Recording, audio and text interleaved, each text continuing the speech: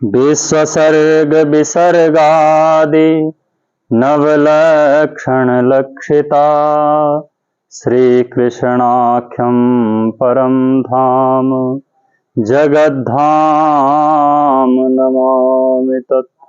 वाञ्छाकल्पतरुर्यस्य कृपा सिन्धुभ्येव च पतितानां पावनेभ्यो वैष्णवेभ्यो नमो नमः। सीतानाथसमारम्भां श्रीरामानन्दार्यमध्यमाम् अस्मदाचार्यपर्यन्तं वन्दे गुरुपरम्पराम्। यं प्रव्रजन्तमनुपेतमपेतकृत्यं द्वैपायनो विरहकातरया जुहाव। पुत्रेति तन्मयतया तरवोऽभिनेदु स्तं सर्वभूतहृदयं मुनिमानतोऽस्मि। नारायणं नमस्कृत्य नरं चैव नरोत्तमं देवीं सरस्वतीं व्यासं ततो जयमुदीरयेत्। कृष्णाय वासुदेवाय हरये परमात्मने प्रणतक्लेशनाशाय गोविन्दाय नमो नमः। तप्तकाञ्चन गौराङ्गीं राधे वृन्दावनेश्वरीं वृषभानुसुते देवीं प्रणमाम्यहरिप्रियम्। अखण्डानन्दबोधाय शिष्यसन्तापहारिणे सच्चिदानन्दरूपाय तस्मै श्रीगुरवे नमः।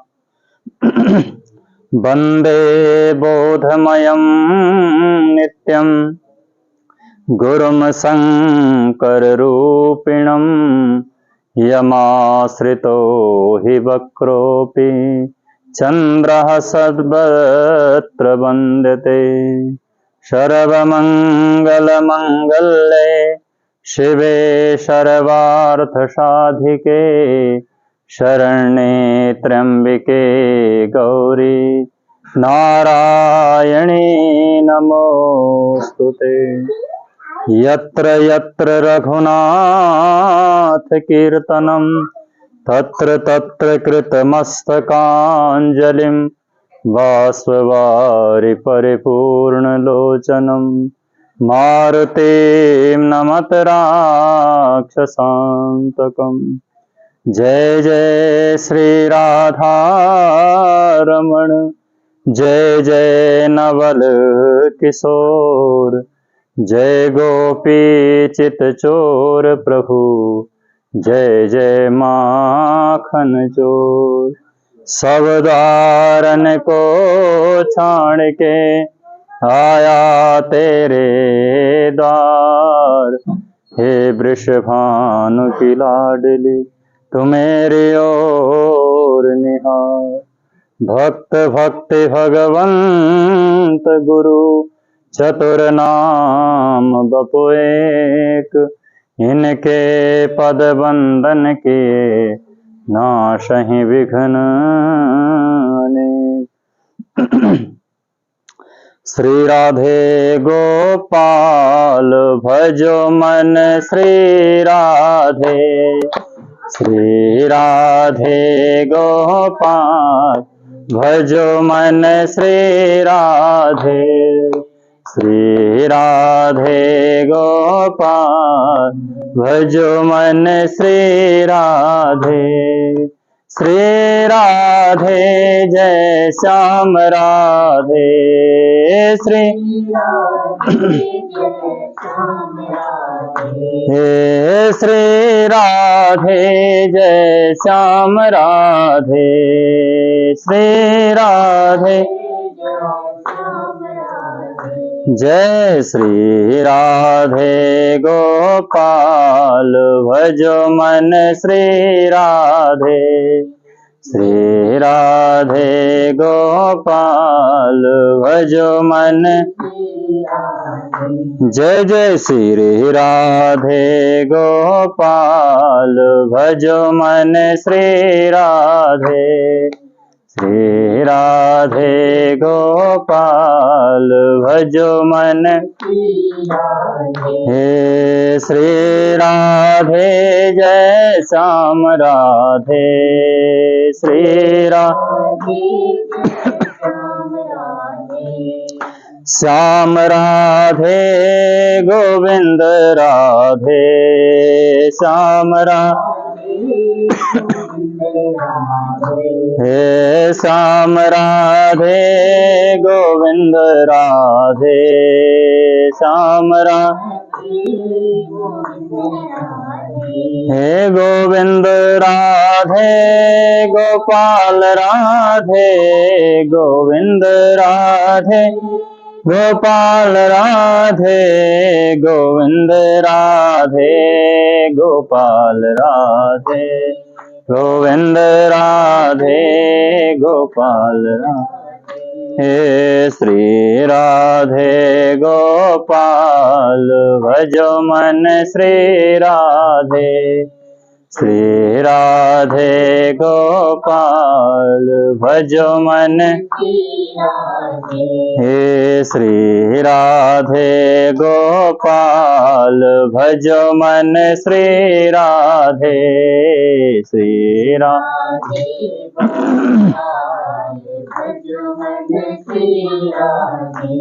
हे श्री राधे जय श्याम राधे श्री राधे हे श्याम राधे गोविंद राधे श्याम राधे हे गोविंद राधे गोपाल राधे गोविंद राधे गोपाल राधे जय जय श्री राधे गोपाल भजो मन श्री राधे श्री राधे गोपाल भजो मन जय जय श्री राधे गोपाल भजो मन हे भजो मन श्री राधे जपो मन श्री राधे भजो श्री राधे जपो मन श्री राधे भजो मन श्री राधे जपो मन श्री राधे भजो श्री राधे जपो मन श्री राधे जय जय श्री राधे गोपाल भजो मन श्री राधे श्री राधे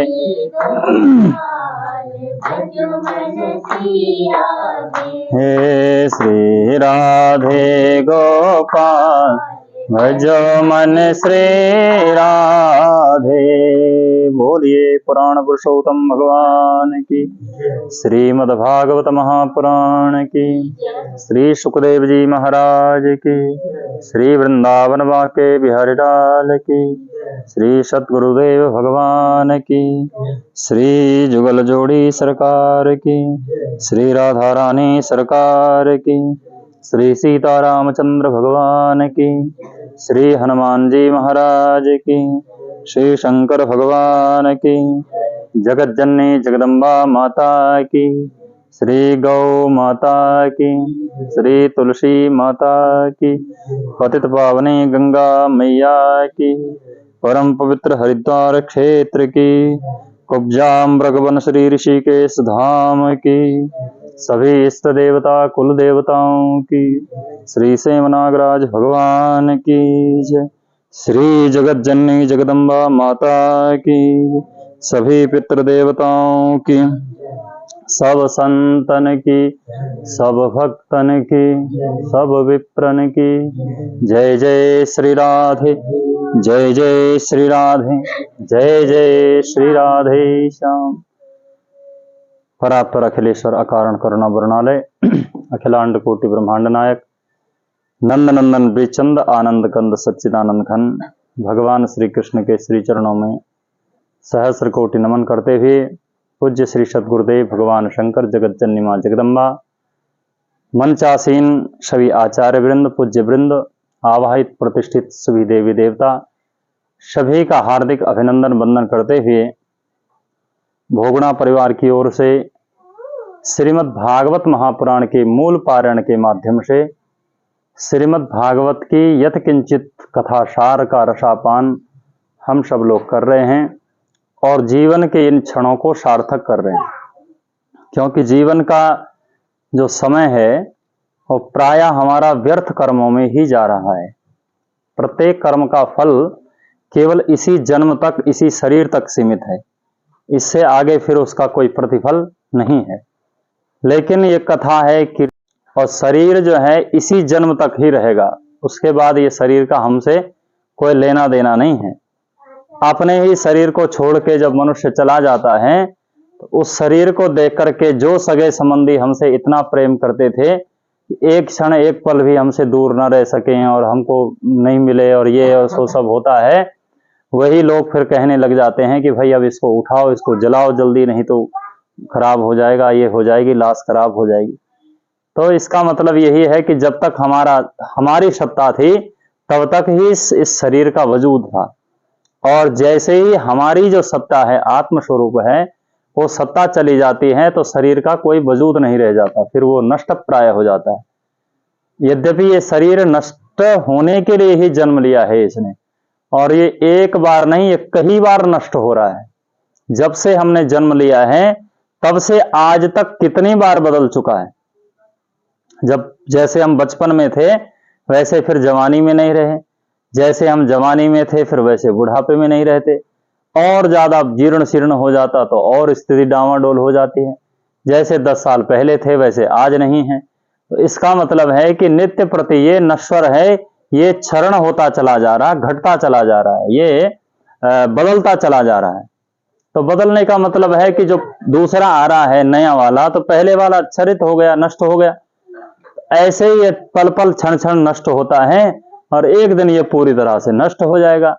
और इस शरीर के द्वारा किया हुआ कर्म और शरीर के लिए किया हुआ कर्म, देखो शरीर के द्वारा ही कर्म होता है, पर यदि वो शरीर के लिए हो रहा है तो वो भी शरीर के साथ ही नष्ट हो जाएगा। और यदि शरीर के द्वारा कर्म तो हो रहा है, पर वो कर्म शरीर के लिए नहीं, आत्मा के लिए हो रहा है, हमारे लिए हो रहा है, अपने लिए हो रहा है, तो वो कर्म हमारा जन्म जन्मांतर तक साथ देगा। क्यों? क्योंकि हमारी सत्ता सदा सर्वदा है, हमारी सत्ता नष्ट नहीं होती, भगवान के हम अंश हैं। इसलिए गोस्वामी जी क्या कह रहे हैं, ईश्वर अंश जीव अविनाशी, चेतन अमल सहज सुख राशि, सो माया बस भयहु गुसाई, बंध्यो कीर मरकट की नाही। किसी ने बांधा नहीं हमको, हम खुद बंधे हुए हैं। क्या उदाहरण दिया गोस्वामी जी ने, कीर मने तोता और मरकट मने बंदर। तोता कैसे फंसता है? अब तो ऐसा प्रतिबंध हो गया कि पशु पक्षियों को नहीं पकड़ सकते, पर पहले जो तोता पकड़ने वाले होते थे वो किसी रस्सी में कोई अनाज का दाना लटका देते थे और उसमें ऐसा कोई पाइप जैसा लगा देते थे, और जब वो तोता अनाज के चक्कर में उसको पकड़ता था तो ऐसे उल्टा लटक जाता था, और उल्टा लटकता तो उसको लगता कि मैं फंस गया। फंसा नहीं था, खुद पकड़ा हुआ था उसको, और डर के मारे वो वहीं चिपटा हुआ रहता है उल्टा। तो वो पकड़ने वाला सीधे जाता और आसानी से उसको पकड़ लेता है। ऐसे ही बंदर को पकड़ने के लिए भारी वजन का, जैसा ये घड़ा है, ऐसे भारी वजन का घड़ा, उसमें अनाज रख दिया। अब बंदर के जब दोनों हाथ खाली थे तो उसमें घुस जाते हैं, और जब वो ऐसे मुट्ठी भरता है तो बाहर ही नहीं निकलते। अब मुट्ठी छोड़ता नहीं है और हाथ निकलते नहीं है। आज वो सोचता है कि मैं इस घड़े ने पकड़ लिया, पकड़ा घड़े ने नहीं है, पकड़ा तो खुद है उस घड़े को, और सोचता है कि मैं। ऐसे ही हम लोग हैं, हमने संसार को स्वयं पकड़ रखा है। हम सोचते हैं कि हमको संसार ने पकड़ रखा है। हम सोचते हैं कि ये नहीं छूटता, ये नहीं छूटता, ये हो जाएगा तब करेंगे, ये छूट जाएगा तब भजन करेंगे, ये हो जाएगा। ये सब क्या है? ये माया के वशीभूत होकर के जबरदस्ती फंसे हुए हैं। तो बंध्यो कीर मरकट की नहीं, शरीर के लिए किया हुआ बंधन युक्त यह कर्म है, वो शरीर के साथ ही नष्ट प्राय हो जाता है। और आत्मा के लिए किया गया कर्म है, आत्म उत्थान के लिए, आत्म कल्याण के लिए किया हुआ कर्म। और जब तक जीव रहेगा, क्योंकि जीव तो अविनाशी है, उसका विनाश होना नहीं है। या तो मुक्त हो जाएगा तो भगवान से मिल जाएगा, तब भी उसका विनाश नहीं होगा।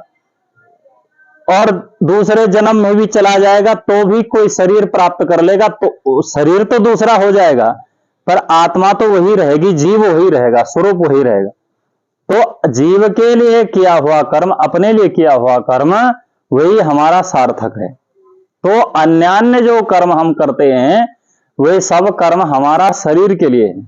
लेकिन ये कथा है, कीर्तन है, भजन है, ये कर्म हमारा आत्मा के लिए है, जीव के लिए है। हमारी स्थिति क्या है? शरीर का पोषण तो कर रहे हैं, इसके लिए ये बीमारी हो गई, दवाई खाओ, ऐसी बट्टी खाओ, ऐसा ये खाओ, ये खाओ, वो खाओ, इतना भोजन करो, इतनी देर ये खाओ, इतनी देर वो खाओ। ये सब पोषण शरीर के लिए हो रहा है। शरीर नश्वर है, उसकी बड़ी चिंता है, और जो अविनाशी है उसकी चिंता नहीं, उसका पोषण ही नहीं कर रहे हैं। जैसे हम भगवान, जैसे नित्य प्रति जो है इस शरीर को भोजन चाहिए होता है, वैसे आत्मोत्थान के लिए भी भोजन चाहिए होता है। आत्मा का भोजन क्या है? भगवान का भजन आत्मा का भोजन है। संसार के पदार्थ जो हम पाते हैं वो शरीर का भोजन है। तो शरीर का भोजन तो कर रहे हैं, आत्मा का भोजन नहीं कर रहे हैं। उससे क्या हो रहा है? शरीर तो ठीक है, पुष्ट हो रहा है, और वो नश्वर है, उसको चाहे कैसे भी रखो, कुछ भी खा लो, उसने क्षरित होना ही होना है। ये हो ही नहीं सकता। ऐसी कोई दवा ही नहीं बनी अभी तक कि कोई आदमी बूढ़ा ना हो। अगर ऐसी दवाई बनी होती तो बड़े बड़े करोड़पति अरबपति लोगों कभी बूढ़े नहीं होते। उनके भी बाल पक जाते हैं, उनके भी दांत गिर जाते हैं, उनके भी झुर्रियां पड़ जाती है, उनकी भी आंखें खराब हो जाती है, उनके भी जो है शरीर शिथिल हो जाता है, उनको भी रोग हो जाता है। हमको छोटे छोटे रोग होते हैं, उनको और बड़े बड़े रोग हो जाते हैं। तो सबको रोग हो जाता है। ये नश्वर है, कुछ भी करोगे तो नाश होगा उसका, चाहे जो मर्जी करो। लेकिन आत्मोत्थान के लिए जो कर्म किया जाता है, आत्मा को जैसे जैसे, आत्मोत्थान का मतलब है उसके आत्मा तो मतलब सदा पुष्ट ही है, स्वस्थ ही है, वो तो अस्वस्थ हो ही नहीं सकती है। उसमें कोई संसारिक जो है रोग व्याधि आदि तो हो ही नहीं सकता है। लेकिन आत्मोत्थान का मतलब है कि हम उस आत्मा को कितना जान पाए हैं। अभी तक हम अपने आप को समझ रहे हैं कि ये शरीर जो है वो मैं हूं। अभी तक सब लोग यही समझते हैं कि ये शरीर है वो मैं हूं, पर वस्तुतः सत्य बात यह है कि जो शरीर है वो मैं नहीं हूं। और शरीर तो हमारा है, थोड़ी देर के लिए मिला है। जैसे कोई घर जो है किराए पर लेता है, या कहीं यात्रा पे जाता है तो कोई धर्मशाला किराए पे लेता है, और किराए पर जब धर्मशाला लेता है और मान लो उस धर्मशाला पे कब्जा करके बैठ जाए कि अब हम यहां से नहीं निकलेंगे, हम यही रहेंगे सदा सर्वदा, तो उसको डंडे पड़ेंगे कि नहीं पड़ेंगे? जब तक किराया दिया है तब तक रहेगा, और जब उसका किराया खर्चा जो जितना दिया था वो नष्ट हो जाए, खत्म हो जाएगा, तब लोग कहेंगे कि चलो भाई बाहर निकलो, अब तुम्हारा काम नहीं है। ऐसे ये शरीर जो है ये किराए का मकान है। जिस दिन इसका जमा पूंजी जो की हुई है वो नष्ट हो जाएगी, उस दिन बाहर निकलना पड़ेगा। और जबरदस्ती नहीं निकल पाओगे, नहीं निकलना चाहोगे तो अपने आप निकाल लिए जाओगे। ऐसे ही संसार में जीने की कला है, यही हमको नहीं आई है। जैसे हम ट्रेन के डिब्बे में जाते हैं और हमको पता है कि यह डब्बा हमारा नहीं है, यद्यपि जब तक हमारी टिकट है तब तक उस सीट पर हम इतना अधिकार करते हैं कि किसी को बैठने भी नहीं देते। पूरी सीट हमने कंफर्म कर रखी है, और कोई आ जाए बेचारा वेटिंग में है, उसकी सीट तो हम बैठने नहीं देते। हम कहते हैं भैया हमको लेटना है, तुम उठो, किनारे हो जाओ, उधर हो जाओ, तुम्हारी सीट नहीं है, हमारी सीट है, हमने बुक करा रखी है।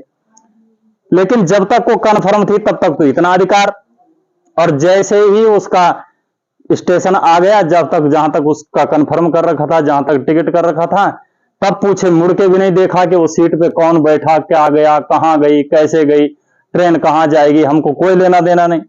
फिर दोबारा मुड़ के कोई देखता नहीं, कितनी बढ़िया सीट हो, कितना ही बढ़िया डिब्बा हो, कितना ही बढ़िया ये करा रखा हो, दोबारा देखते नहीं है। क्यों? क्योंकि हमारी उसमें ये पता है हमको कि ये इतनी देर के लिए है। इसी तरह से जब इस शरीर का ज्ञान हो जाता है कि ये शरीर थोड़ी देर के लिए है, तो बस इसके प्रति भी जो आसक्ति है वो नष्ट हो जाती है। जैसे ट्रेन के डिब्बे के प्रति हमारी आसक्ति नहीं होती, तब तक रहती है जब तक ट्रेन का टिकट है, और ट्रेन का टिकट खत्म हुआ तो फिर हम उसको छोड़ के चल देते हैं और फिर पीछे मुड़ के नहीं देखते। ऐसी आसक्ति जब नष्ट होती है, ज्ञान जब हो जाता है, तो हमें पता चल जाता है कि हमें थोड़ी देर के लिए मकान मिला है, जब तक रिजर्वेशन है तब तक हमें बैठना है, रहना है, और जब रिजर्वेशन समाप्त हो जाएगा तो अपना चलना है, और नहीं जाएंगे तो जबरदस्ती यमदूतों के द्वारा घसीट के ले जाए जाएंगे। और पहले ही अगर आत्मज्ञान हो जाएगा तो फिर घसीटने की जरूरत नहीं पड़ेगी, सीधे अपने आप चले जाएंगे। यही है आत्म, ये जो कर्म है, जो कथा है, कीर्तन है, भजन है, ये सब कर्म आत्म उत्थान के लिए। तो भागवत की चर्चा में सुखदेव और राजा परीक्षित का संवाद हम यहां तक पहुंचे थे। तो सुखदेव जी ने राजा परीक्षित को पहले मंगलाचरण सुनाया और तब कथा प्रारंभ की, और कथा को भी पहले सृष्टि के प्रकरण से प्रारंभ किया। सबसे पहले सृष्टि में संपूर्ण धरती पर या संपूर्ण जगह पर केवल जल ही जल था।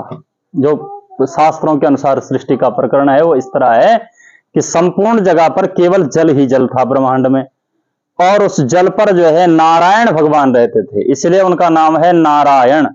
नार मने जल, अयन मने जिनका घर, जल के बीच में जिनका घर है वही नारायण है। अथवा नरम नारम अयनम, इसी नारायण, नर मने होता है, नार मने होता है नर, यानी नर मने मनुष्य, और मनुष्य के भीतर जिनका घर है, सदा सर्वदा भगवान हमारे हृदय में बैठे रहते हैं। तो जो सबके हृदय में बैठते हैं वही नारायण है, ऐसा मान लो। तो नारायण भगवान के नाभि कमल प्रकट हुआ और उसमें ब्रह्मा जी प्रकट हुए सबसे पहले। और वो नाभि कमल ऐसा था कि ब्रह्मा जी को पता ही नहीं चला कि मैं कहां से आया। जब उन्होंने उस नाभि कमल के भीतर प्रवेश किया तो उनको कई वर्ष लग गए नीचे जाते हुए, ऊपर आते हुए, और उनको पता नहीं चला कि हमारा मूल कहां है, हम निकले कहां से। तो जब वो ऐसा विचार कर रहे थे तो उसी समय जल से एक आवाज आई, दो शब्द निकले, दो अक्षर निकले, षोडश मेक विंशति, एक तो 12 खड़ी का 16वां अक्षर और एक 12 खड़ी का 21वां अक्षर। तो 12 खड़ी जो काखा गागा गा है उसका 16वां अक्षर है त और 21वां अक्षर है प। और सामान्य बात है जब जल जो है एक दूसरे पर बूंद गिरती है, इधर होता है तो तप तप की आवाज आती है। तो वो तप की आवाज सुनी तो ब्रह्मा जी तो महापुरुष हैं, वे समझ गए कि भाई मुझे तप करना है। वो इसी इतने भाव से समझ गए कि कोई ना कोई व्यक्ति, कोई ना कोई महापुरुष, कोई ना कोई शक्ति मुझे तपस्या करने की, तप करने की आज्ञा दे रही है। तो उसी समय वो तपस्या में लीन हो गए। तपस्या करते करते जब उनका तप सिद्ध हुआ तो भगवान प्रकट हो गए। भगवान ने कहा कि, उन्होंने कहा महाराज क्या चाहते हो? बोले हम ये चाहते हैं कि हम आए कहां से। तब भगवान ने सब वृतांत दिखाया कि भाई हम यहां जल में थे तो नाभि कमल से तुम निकले हो। ऐसा ब्रह्मा जी प्रकट हुए, बोले अब हमारे लिए क्या आज्ञा है? बोले आप ऐसा करो, ये सृष्टि का विस्तार करो, आपको आगे सृष्टि बनानी है और सृष्टि का विस्तार करो। तो ब्रह्मा जी जो सृष्टि का निर्माण करते हैं वो सुप्त प्रबुद्ध न्याय से करते हैं। आप कहोगे सुप्त प्रबुद्ध न्याय क्या है? जैसे सुप्त प्रबुद्ध न्याय का मतलब होता है, जैसे हम कल शाम को सोए तो सारा कमरा जैसा का तैसा था, पर जब हमारी आंख बंद हो गई, अंधेरा हो गया तो सारी चीजें गायब हो गई, अंतर्धान हो गया, अब कुछ दिखाई नहीं पड़ रहा हमको। जब हम सोए थे तो सोने के बाद जब नींद आ गई तब पता चलता है कि यहाँ टेबल है, यहाँ बेड है, यहाँ अलमारी है, यहाँ बल्ब है, कुछ नहीं दिखाई पड़ता है। तो बगल में सोया है उसी का पता नहीं चलता, ये बगल में दूसरा कोई सोया है। और जैसे हम जगते हैं तो वैसे वो सब प्रकट हो जाते हैं। तो इसका मतलब क्या माना जाए कि हमने उसको प्रकट किया या हमने उसको बनाया? वो तो भैया जैसे था वो अंतर्धान हो गया था, उसको फिर प्रकट कर दिया। तो सृष्टि जो है, ये प्रकृति जो है, सृष्टि जो है, वो भी परमात्मा की तरह ही अनादि है। अनादि है, समय समय पर वो प्रलय होता है, तो प्रलय के समय में संपूर्ण सृष्टि वो एक प्रकार से अंतर्ध्यान हो जाती है, जैसे चारों तरफ अंधेरा हो जाए और कुछ दिखाई ना पड़े। तो कोई एक बल्ब जला दे तो बल्ब जलाने से सब कुछ दिखाई देने लगता है। तो अब हम कहें कि भाई बल्ब ने सब कुछ बना दिया। ऐसे ब्रह्मा जी हैं, ब्रह्मा जी सुप्त प्रबुद्ध न्याय से सब प्रकट कर देते हैं। सुप्त प्रबुद्ध न्याय से ब्रह्मा जी प्रकट करते हैं। और ब्रह्मा जी ने सबसे पहले 4 भाइयों को प्रकट किया जो भगवान के अवतार हैं। सनक, सनंदन, सनातन, सनत कुमार, ये सनत कुमार 4 भाई, और उनको प्रकट किया और उनसे कहा कि भैया तुम ऐसा करो, पहले तपस्या करो और तपस्या करके फिर विवाह करो और विवाह करके फिर आगे सृष्टि बढ़ाओ। तो उन्होंने कहा कि महाराज पहले तपस्या करें और फिर विवाह करें, और विवाह करके जब बाल बच्चे हो जाएंगे, जब वो हो जाएंगे तो ऐसा नियम है कि फिर तपस्या, फिर आप कहोगे फिर तपस्या करो। तो पहले हम स्नान करें, फिर कीचड़ में घुस जाएं, फिर दोबारा स्नान करें, तो ये तो हमको ठीक नहीं लगता। हम कीचड़ में घुसे काहे को, एक बार स्नान कर लिया सो कर लिया। तो ब्रह्मा जी को क्रोध आया कि आप ऐसे उद्दंड हो गए कि हमारी आज्ञा का पालन नहीं कर रहे हो, जाओ हम तुम्हें श्राप देते हैं कि तुम 5 वर्ष के बालक ही बने रह जाओ। उन्होंने कहा ये और बढ़िया बात है, अगर बालक बने रहेंगे तो काम, क्रोध, लोभ, मोह, मद आदि जो विकार हैं उनसे बचे रहेंगे, क्योंकि जैसे जैसे बालक बड़ा होता है वैसे वैसे ये सारे विकार उसमें प्रविष्ट होते हैं। नहीं तो जितना छोटा बालक होता उतना निर्मल होता है, उसके भीतर ना द्वेष होता है, कौन अपना है कौन पराया है, किसको किसी की बढ़ती है किसी की घटती है, कौन लाभ है कौन हानि है, कोई मतलब नहीं। लेकिन धीरे धीरे सब हम लोग ही सिखा लेते हैं उसको, और फिर धीरे धीरे वो सब सीख जाता है, सब मिल जाता है। तो वे कहते हैं कि हम बालक बने रहेंगे तो और निर्मल रहेंगे और बढ़िया है, आराम से भजन करेंगे तो वो सदा सर्वदा बालक ही बने रहते हैं। और ऋषियों को प्रकट किया, सबने एक ही जवाब दिया। अब जो है शंकर जी को प्रकट किया, सृष्टि के कर्म, यदि तो ऐसे तो भगवान शिव जो है वो अनादि हैं, लेकिन रुद्र अवतार के रूप में भगवान शंकर ब्रह्मा जी के भ्रूमध्य से प्रकट होते हैं। शंकर जी को कहा कि भाई तुम सृष्टि विस्तार करो। शंकर जी भी ये संसारिक चक्कर में नहीं पड़ना चाहते थे कि ये सब कार्यक्रम हम करें या सृष्टि विस्तार करें, तो वो चाहते थे कि किसी तरह से ब्रह्मा जी कहें कि भैया तुम रहन दो, हो गया, चलो ब्रह्मा जी हैं इस समय सृष्टि के कर्म में इनसे पैदा हुए हैं तो ये पिताजी हैं, पिता की आज्ञा का पालन करना चाहिए। पर ऐसी आज्ञा का पालन किया उन्होंने कि उन्होंने भूत प्रेत प्रकट कर दी, डाकनी साकनी भूत प्रेत इनकी सृष्टि करनी शुरू कर दी। अब ब्रह्मा जी कोई ऋषि मुनि बनाते और वो भूत प्रेत आकर उनको खा जाते।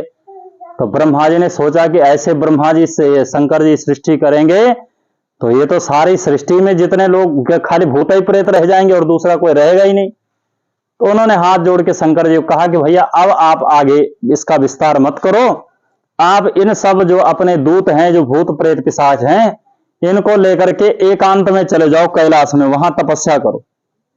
तो शंकर जी बोले बस यही तो हम चाहते थे, हम भी भजन करना चाहते थे। शंकर जी कैलाश चले गए, वहां रहने लग गए। वस्तुतः शंकर जी के साथ में जो भूत प्रेत हैं वो भूत प्रेत नहीं है, और कोई भूत प्रेत योनि में पड़े हुए जीव नहीं है। तो कौन है? बोले वो भगवान शंकर के परम भक्त हैं।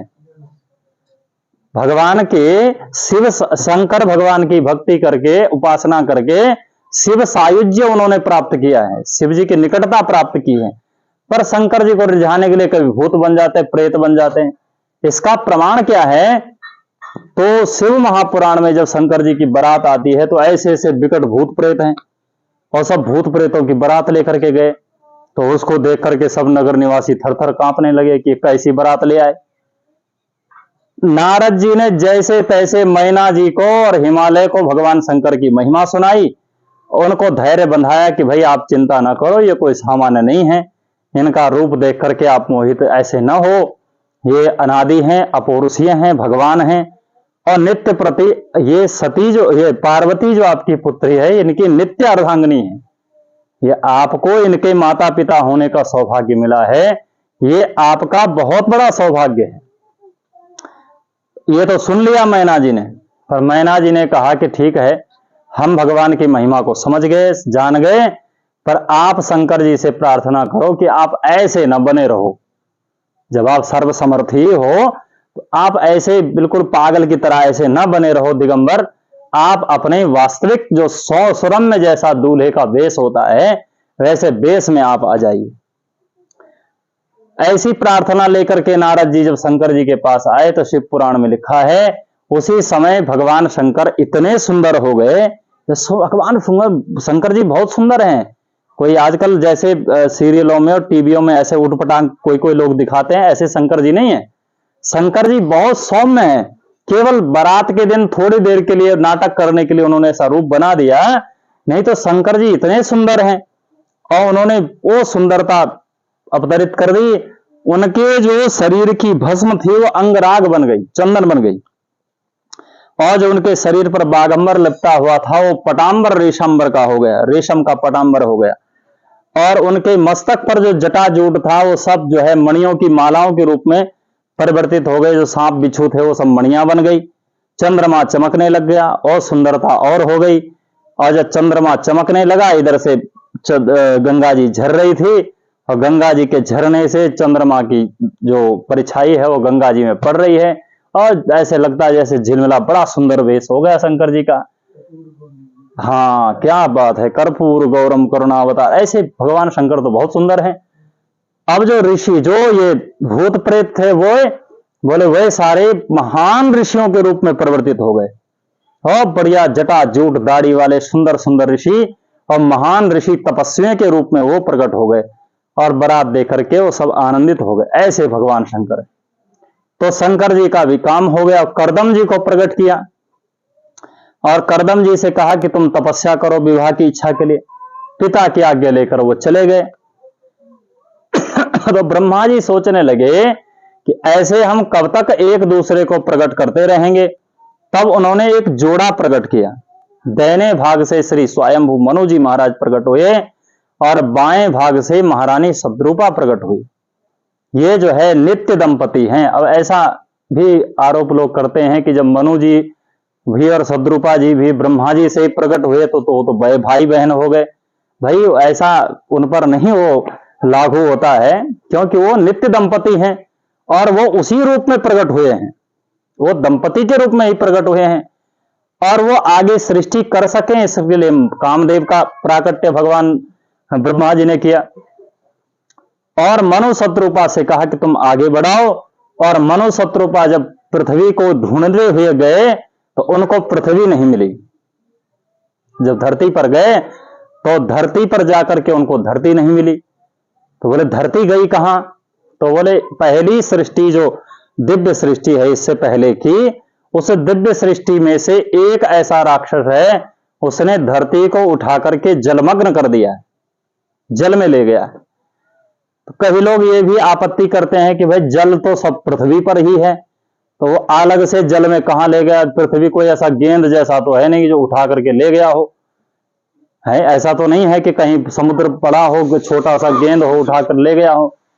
उसका मतलब जलमग्न करने का मतलब है कि जैसे टिहरी डैम के नीचे सारा गांव डूब गया। पहले तो नहीं डूबा था, पहले ऊपर था और फिर सब नीचे हो गया।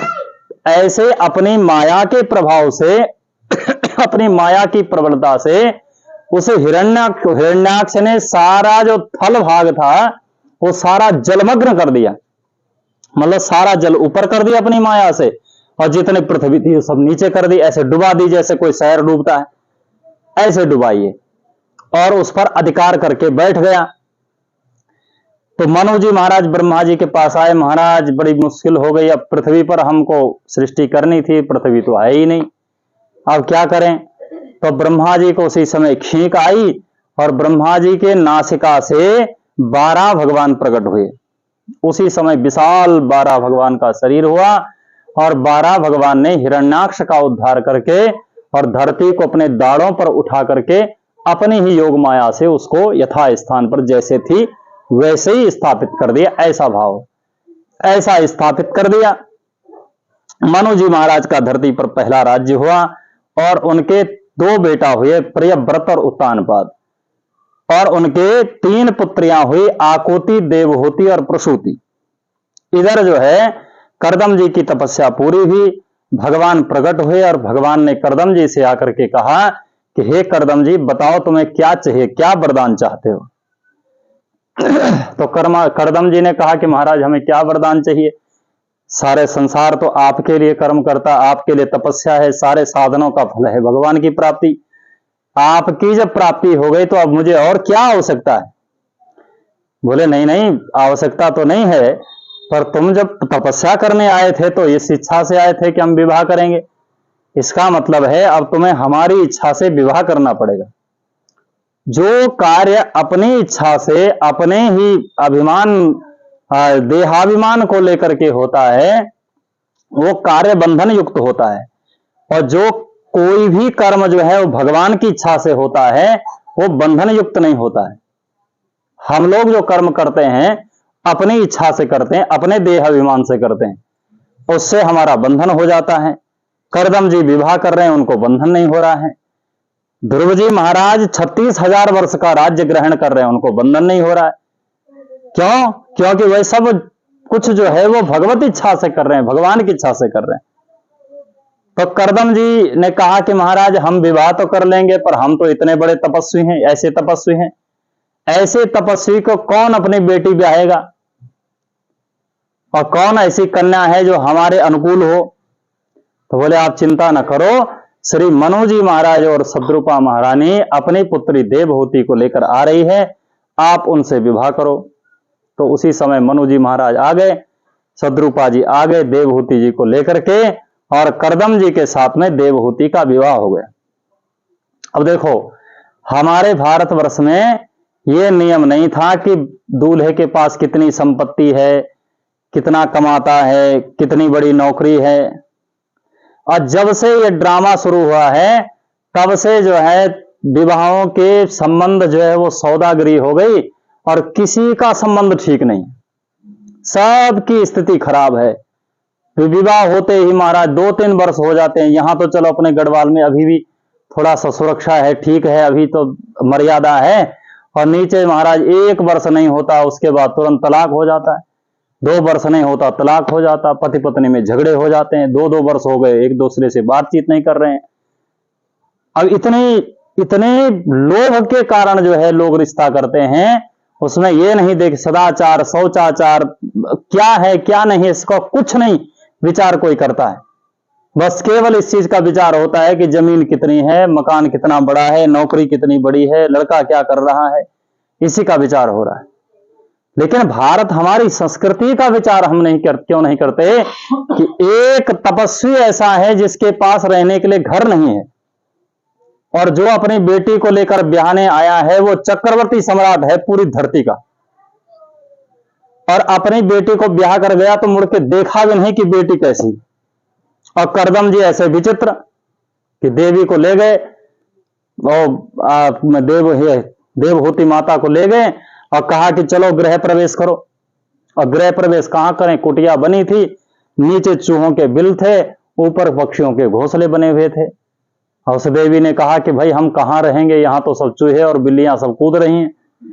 तो बोले आप कहां रहते हो। बोले हमारा तो एक कोने पे आसन लगा है, हम तो योगी हैं, बैठे बैठे सो जाते हैं, बैठे बैठे खा लेते हैं, बैठे खाने पीने की आवश्यकता है नहीं, वायु भक्षण करके रह लेते हैं, जल पी करके रह लेते हैं। बोले महाराज ये तो अपनी व्यवस्था थी, और जब परिवार होगा, बच्चे होंगे, हम भी होंगे, अब तो व्यवस्था बनानी पड़ेगी कि नहीं बनानी पड़ेगी। करदम जी ने कहा बिल्कुल व्यवस्था बनाएंगे, जरूर बनाएंगे, तुम कहती हो तो बनाएंगे, थोड़ी देर जरा हम भजन कर लें। बस हर कोई ऐसा कहता है कि थोड़ा हम आराम कर लें, भजन कर लें, तो फिर बनाते हैं आगे की व्यवस्था। और जैसे भजन कर रहे बैठे तो करदम जी महाराज जो है 40,000 वर्ष बाद उठे। ऐसे तपस्वी थे, 40 विवाह करने के बाद भूल गए कि हमारा विवाह हुआ था। 40,000 वर्ष बाद उठे तो देवहूति माता को सामने देखा तो उनकी झुर्रियां पड़ी हुई है, आंखें धस गई हैं। एक साड़ी जो लाई थे बेचारी उसी में तो थी, वो कब तक रहती वो साड़ी, वो सब साड़ी तो कब की खत्म हो गई। और वृक्षों की छाल तोड़ करके जो थोड़ा कोमल कोमल छालें होती है उनके वस्त्र बनाकर, बलकल वस्त्र बना करके, और जटाओं पे न तेल है न कुछ साबुन है कुछ लगाने को, तो जटाओं की ऐसी स्थिति हो गई कि वो जो केसों की ऐसी स्थिति हो गई कि वो सब जटा बन गई। ऐसा विकट उनका वेश हो गया। सामने देखा तो पूछा कि माता जी आप कौन हैं? भाई इतने देर तक आप जवान ही थोड़े रहेंगे, अब ऐसी व्यवस्था हो गई, आप कौन हैं आप? तो भैया उन्होंने कहा प्रभु आप भूल गए हमारा विवाह हुआ है, हम आपकी पत्नी हैं। खरदम जी बोले ये तो बहुत बड़ा मुश्किल हो गया, इतना अपराध हमसे हो गया, बताओ हम भूल ही गए कि हमारा ब्याह हुआ है। और देवी तुम बताओ तुम क्या चाहती हो? वो देवी ने ऐसी शिकायत नहीं की कि 40,000 वर्ष तक बैठे हो, बताओ हम क्या खाएंगे क्या पिएंगे, सोचा विचारा भी नहीं। ये भारतीय नारियों का जो इतिहास है, ये इतिहास बड़ा गौरवान्वित इतिहास है। विचार कीजिए, एक स्त्री, वो ऐसा पति जो बैठा है केवल भजन ही कर रहा है, उसकी सेवा शुश्रूषा करती है, हजारों वर्ष तक करती है, और कभी उसके मन में यह विचार नहीं आया कि काय को मैं यहां पड़ी रहूं, इसने तो तपस्या करनी करनी, हम चले जाते हैं अपने पिताजी के यहाँ, दूसरा ब्याह कर लेंगे, कुछ कर लेंगे। पर उस नारी ने ऐसा विचार नहीं किया। आज थोड़ी सी इस पर जो है कन्याएं अपने पति का घर छोड़ के चली जाती, थोड़ी सी खटपट हो गई, एक बात नहीं सुनी, थोड़ा सा डांट दिया, फटकार दिया, बोल दिया, उतने पे घर छोड़ देते हैं। बताओ ये दुर्दशा है। तो उस देवी ने इतने दिन तक सेवा की। करदम जी ने कहा हम बहुत प्रसन्न हैं, आप कहो कि क्या वरदान चाहती हो? बोले महाराज हम चाहते कुछ नहीं है, देखो एक नारी यही चाहती है कि आप जैसा तपस्वी मनुष्य पति हो, आप ही के जैसा एक पुत्र हो। देवहूति की मन की इच्छा को जान करके और करदम जी ने उसी समय कामक नाम के विमान को प्रकट किया। ऐसा कामक नाम का वो विमान था कि उस विमान में सारे संसार की, स्वर्ग लोक में जो सुविधाएं नहीं थी वो सारी सुविधाएं हुई थी। बाग थे, बगीचे थे, उद्यान थे, सरोवर थे, और बड़े बड़े महल थे रहने के लिए, बड़ी सुंदर सुंदर फैन की तरह सैयाएं थी, और सब व्यवस्थाएं थी।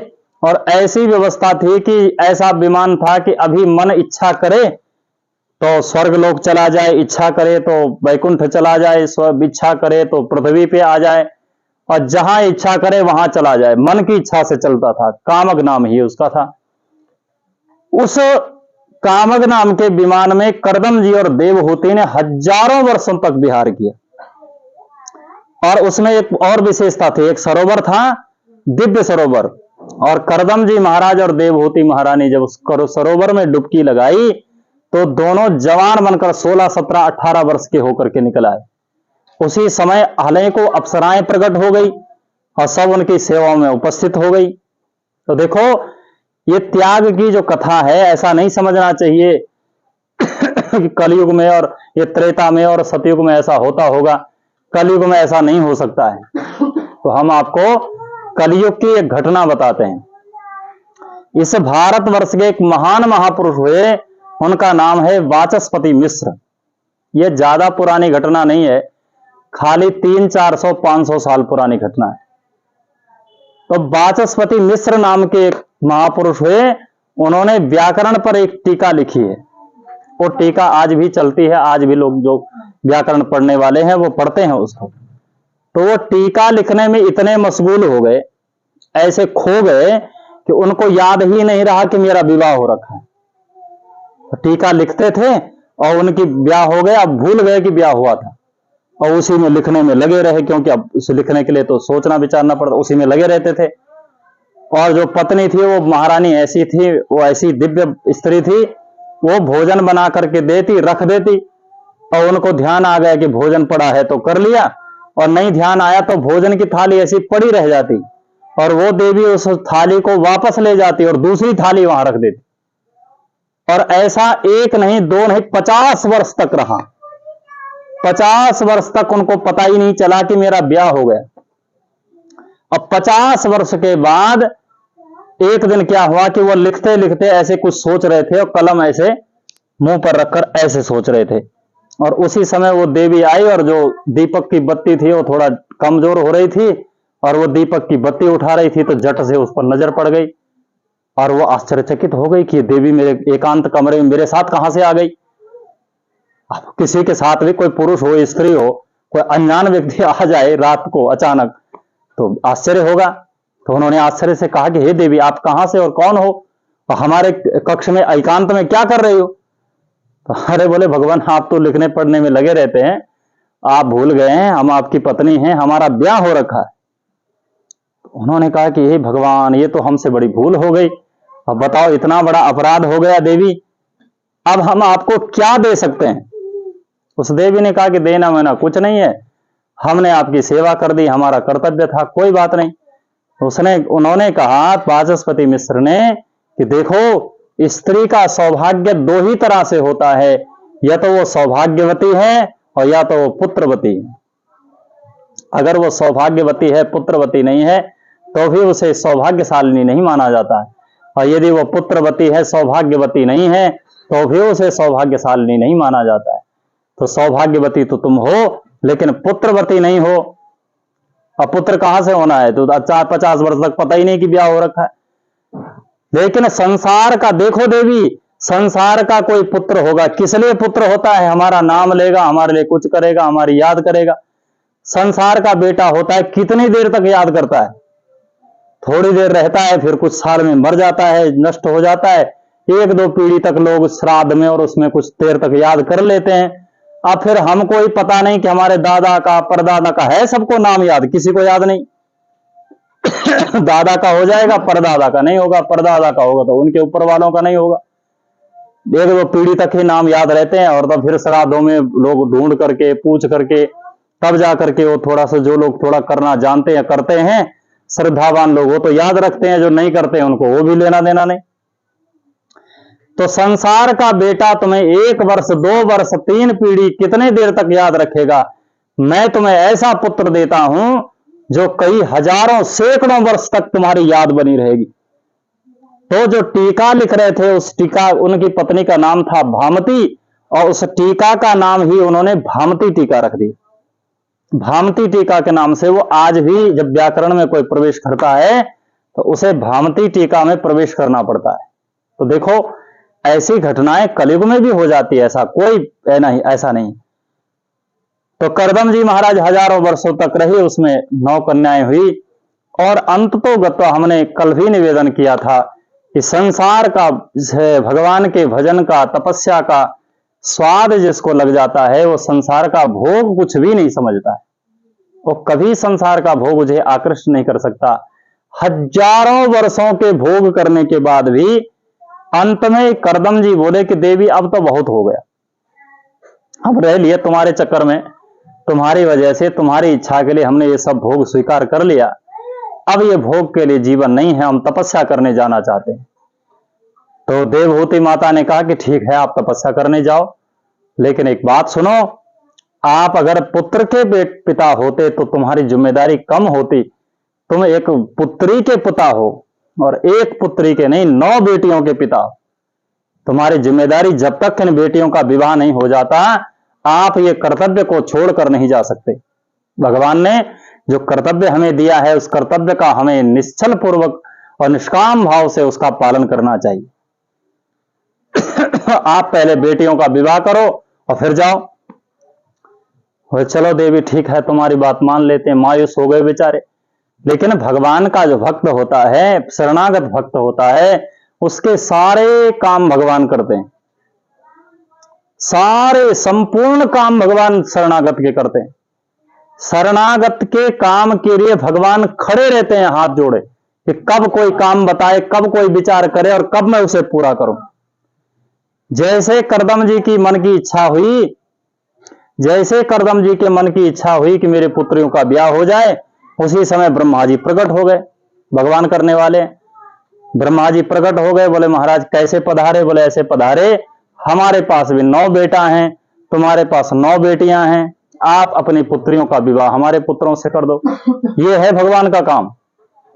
अगर मानो अपनी मर्जी से, अपनी मेहनत से रिश्ता करते तो 9 बेटियों को ब्याहने में कम से कम 9 साल लगते कि नहीं लगते? लगते, और ज्यादा भी लग सकते थे। नहीं किसी का रिश्ता होता तब क्या करते? लेकिन 1 मिनट में रिश्ता हो गया, ब्याह हो गया, सब फाइनल हो गया। और अब जो है देवहूति माता से कहा कि अब हम जा सकते हैं। बोले महाराज ठीक है आप जाओ, लेकिन आप विचार करो, बेटियां अपने ससुराल चली गई, आप भी तपस्या करने चले जाओ, अब मैं अकेली किसके साथ रहूंगी। और दूसरी बात है कि भगवान ने आपसे कहा था जब आपने तपस्या की कि मैं आपके घर में बेटा बन करके आऊंगा, और भगवान अभी तक बेटा बन के नहीं आए, तो भैया कम से कम एक बेटा और हो जाए, वो हमारे साथ रहे, आप फिर चले जाना। तो उसी समय जो है योग बल से पुत्र को उत्पन्न किया। ऐसे संसार का बेटा जैसा होता ऐसा नहीं, कपिल भगवान को ऐसे ही दिव्य योग से श्री करदम जी ने प्रकट किया, और वो जैसे प्रकट हुए वैसे बड़े भी हो गए, युवा हो गए, और जटाजूट हो गई उनकी। ऐसा कोई सामान्य छोटे हुए हों, बच्चे हुए हों, फिर खेले हों, ऐसा नहीं, भगवान के अवतार थे। तुरंत हो गए, और अपने पिता से कहा, अपने पिता से स्वयं कपिल भगवान ने कहा कि भगवान अब आप जाना चाहें तो जा सकते हैं। बोले ठीक है, अब हम तपस्या करने जाते हैं, भजन करने चले गए, और देवहूति माता को कपिल भगवान के सहारे छोड़ दिया। अब देवहूति माता विचार करने लगी कि देखो इतने उच्च कोटि के महापुरुष, इतने बड़े विद्वान, इतने बड़े तपस्वी मेरे पति थे, और मैंने उनसे कोई संसार, सब संसार के भोग तो भोगे, पर कभी उनसे आत्म कल्याण की चर्चा नहीं सुनी। हमने कभी और ये नहीं पूछा कि हमारा कल्याण कैसे होगा। तो बोले चलो कोई बात नहीं, पतिदेव तो चले गए सो चले गए, अब हमारे बेटा जो हैं वे भी कोई कम नहीं है, भगवान के अवतार हैं, अपने बेटे से ही कुछ कल्याण की बात पूछ लेते हैं। तो अपने ही बेटे को व्यास गद्दी पर बिठा दिया, अपने ही बेटा को व्यास गद्दी पर बिठाया, श्रद्धावनत होकर के प्रणाम किया माता ने। देखो सुनाने वाले के प्रति यदि हमारे हृदय में श्रद्धा नहीं है तो वो ज्ञान हमारे किसी काम आने वाला नहीं। इसलिए संस्कृतज्ञ लोग कहते हैं श्रद्धावान लभते ज्ञानम, श्रद्धा के पात्र में ही ज्ञान टिकता है, और यदि श्रद्धा का पात्र नहीं है तो ज्ञान रखोगे कहां। कोई चीज हमें दे रहा, हमें रखने के लिए कोई थैला नहीं, कुछ नहीं है, तो क्या करोगे, कहां डालोगे, कहां रखोगे। तो श्रद्धा का जो पात्र है उसी में ज्ञान टिकता है, और हमारी सुनाने वाले के प्रति श्रद्धा नहीं है तो पहले तो ज्ञान समझ में नहीं आएगा, अब मान लो समझ में आएगा तो भी हमारे काम नहीं आएगा।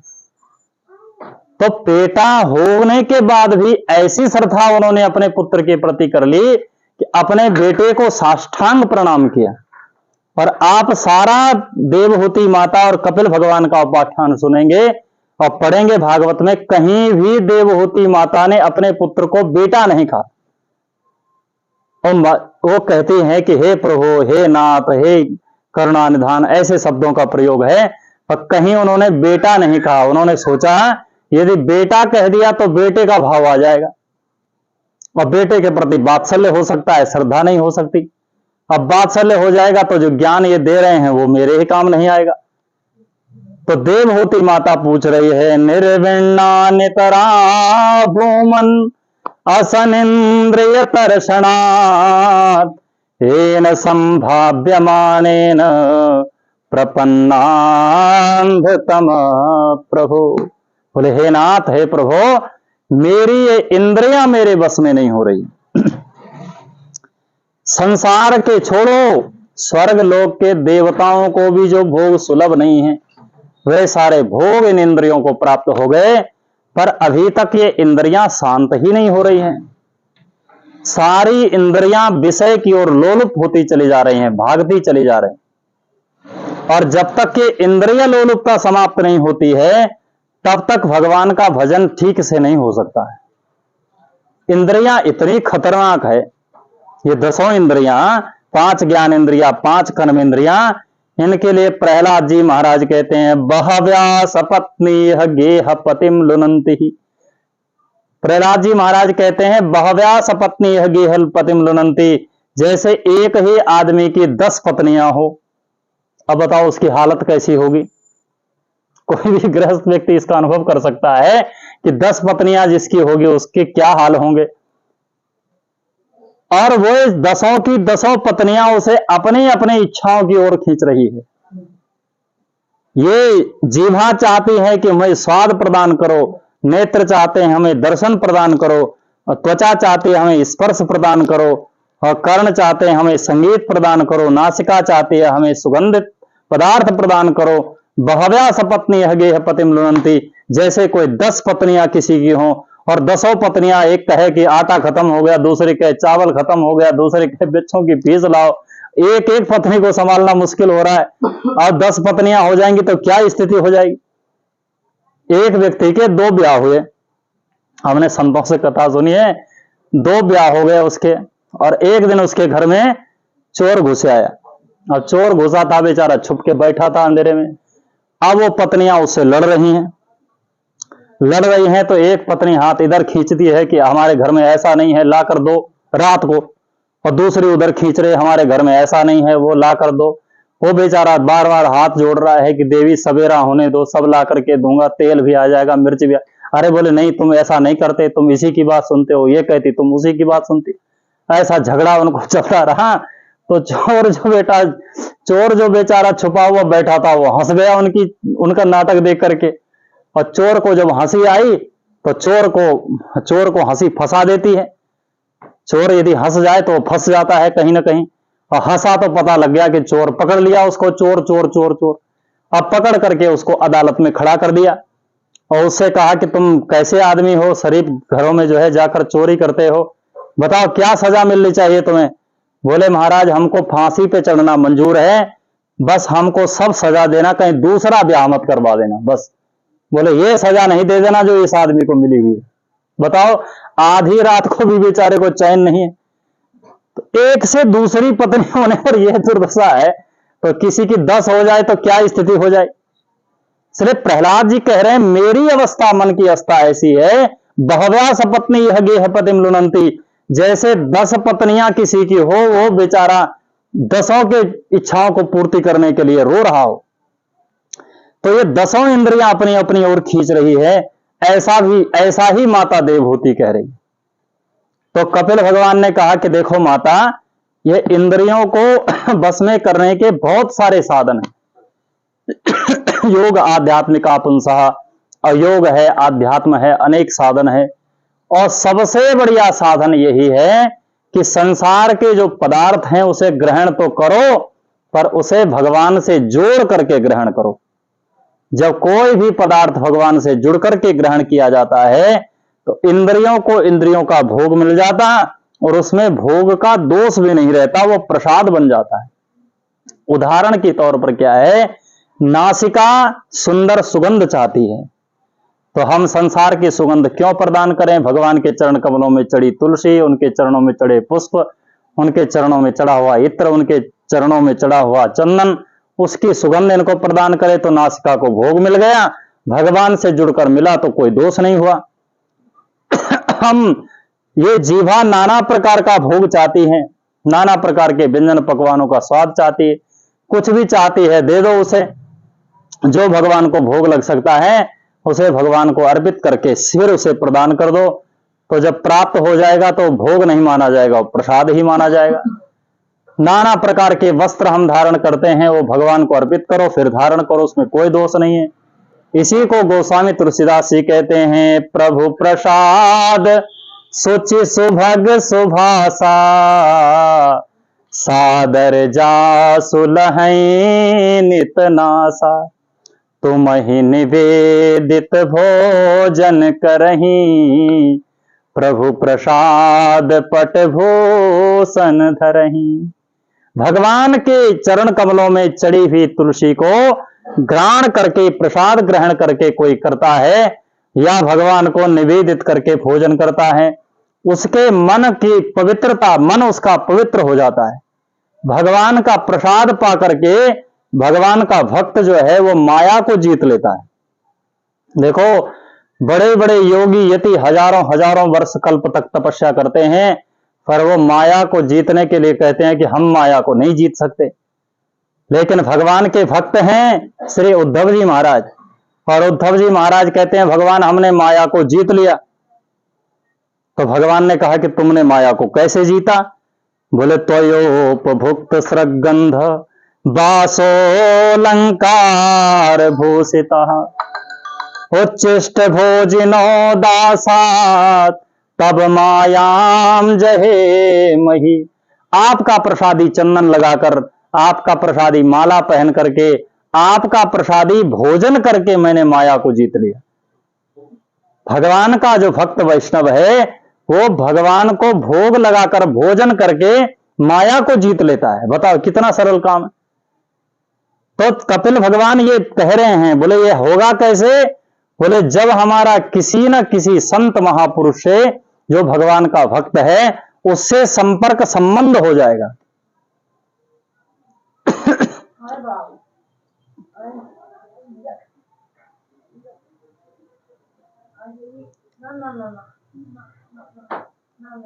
क्या थे केवल जाना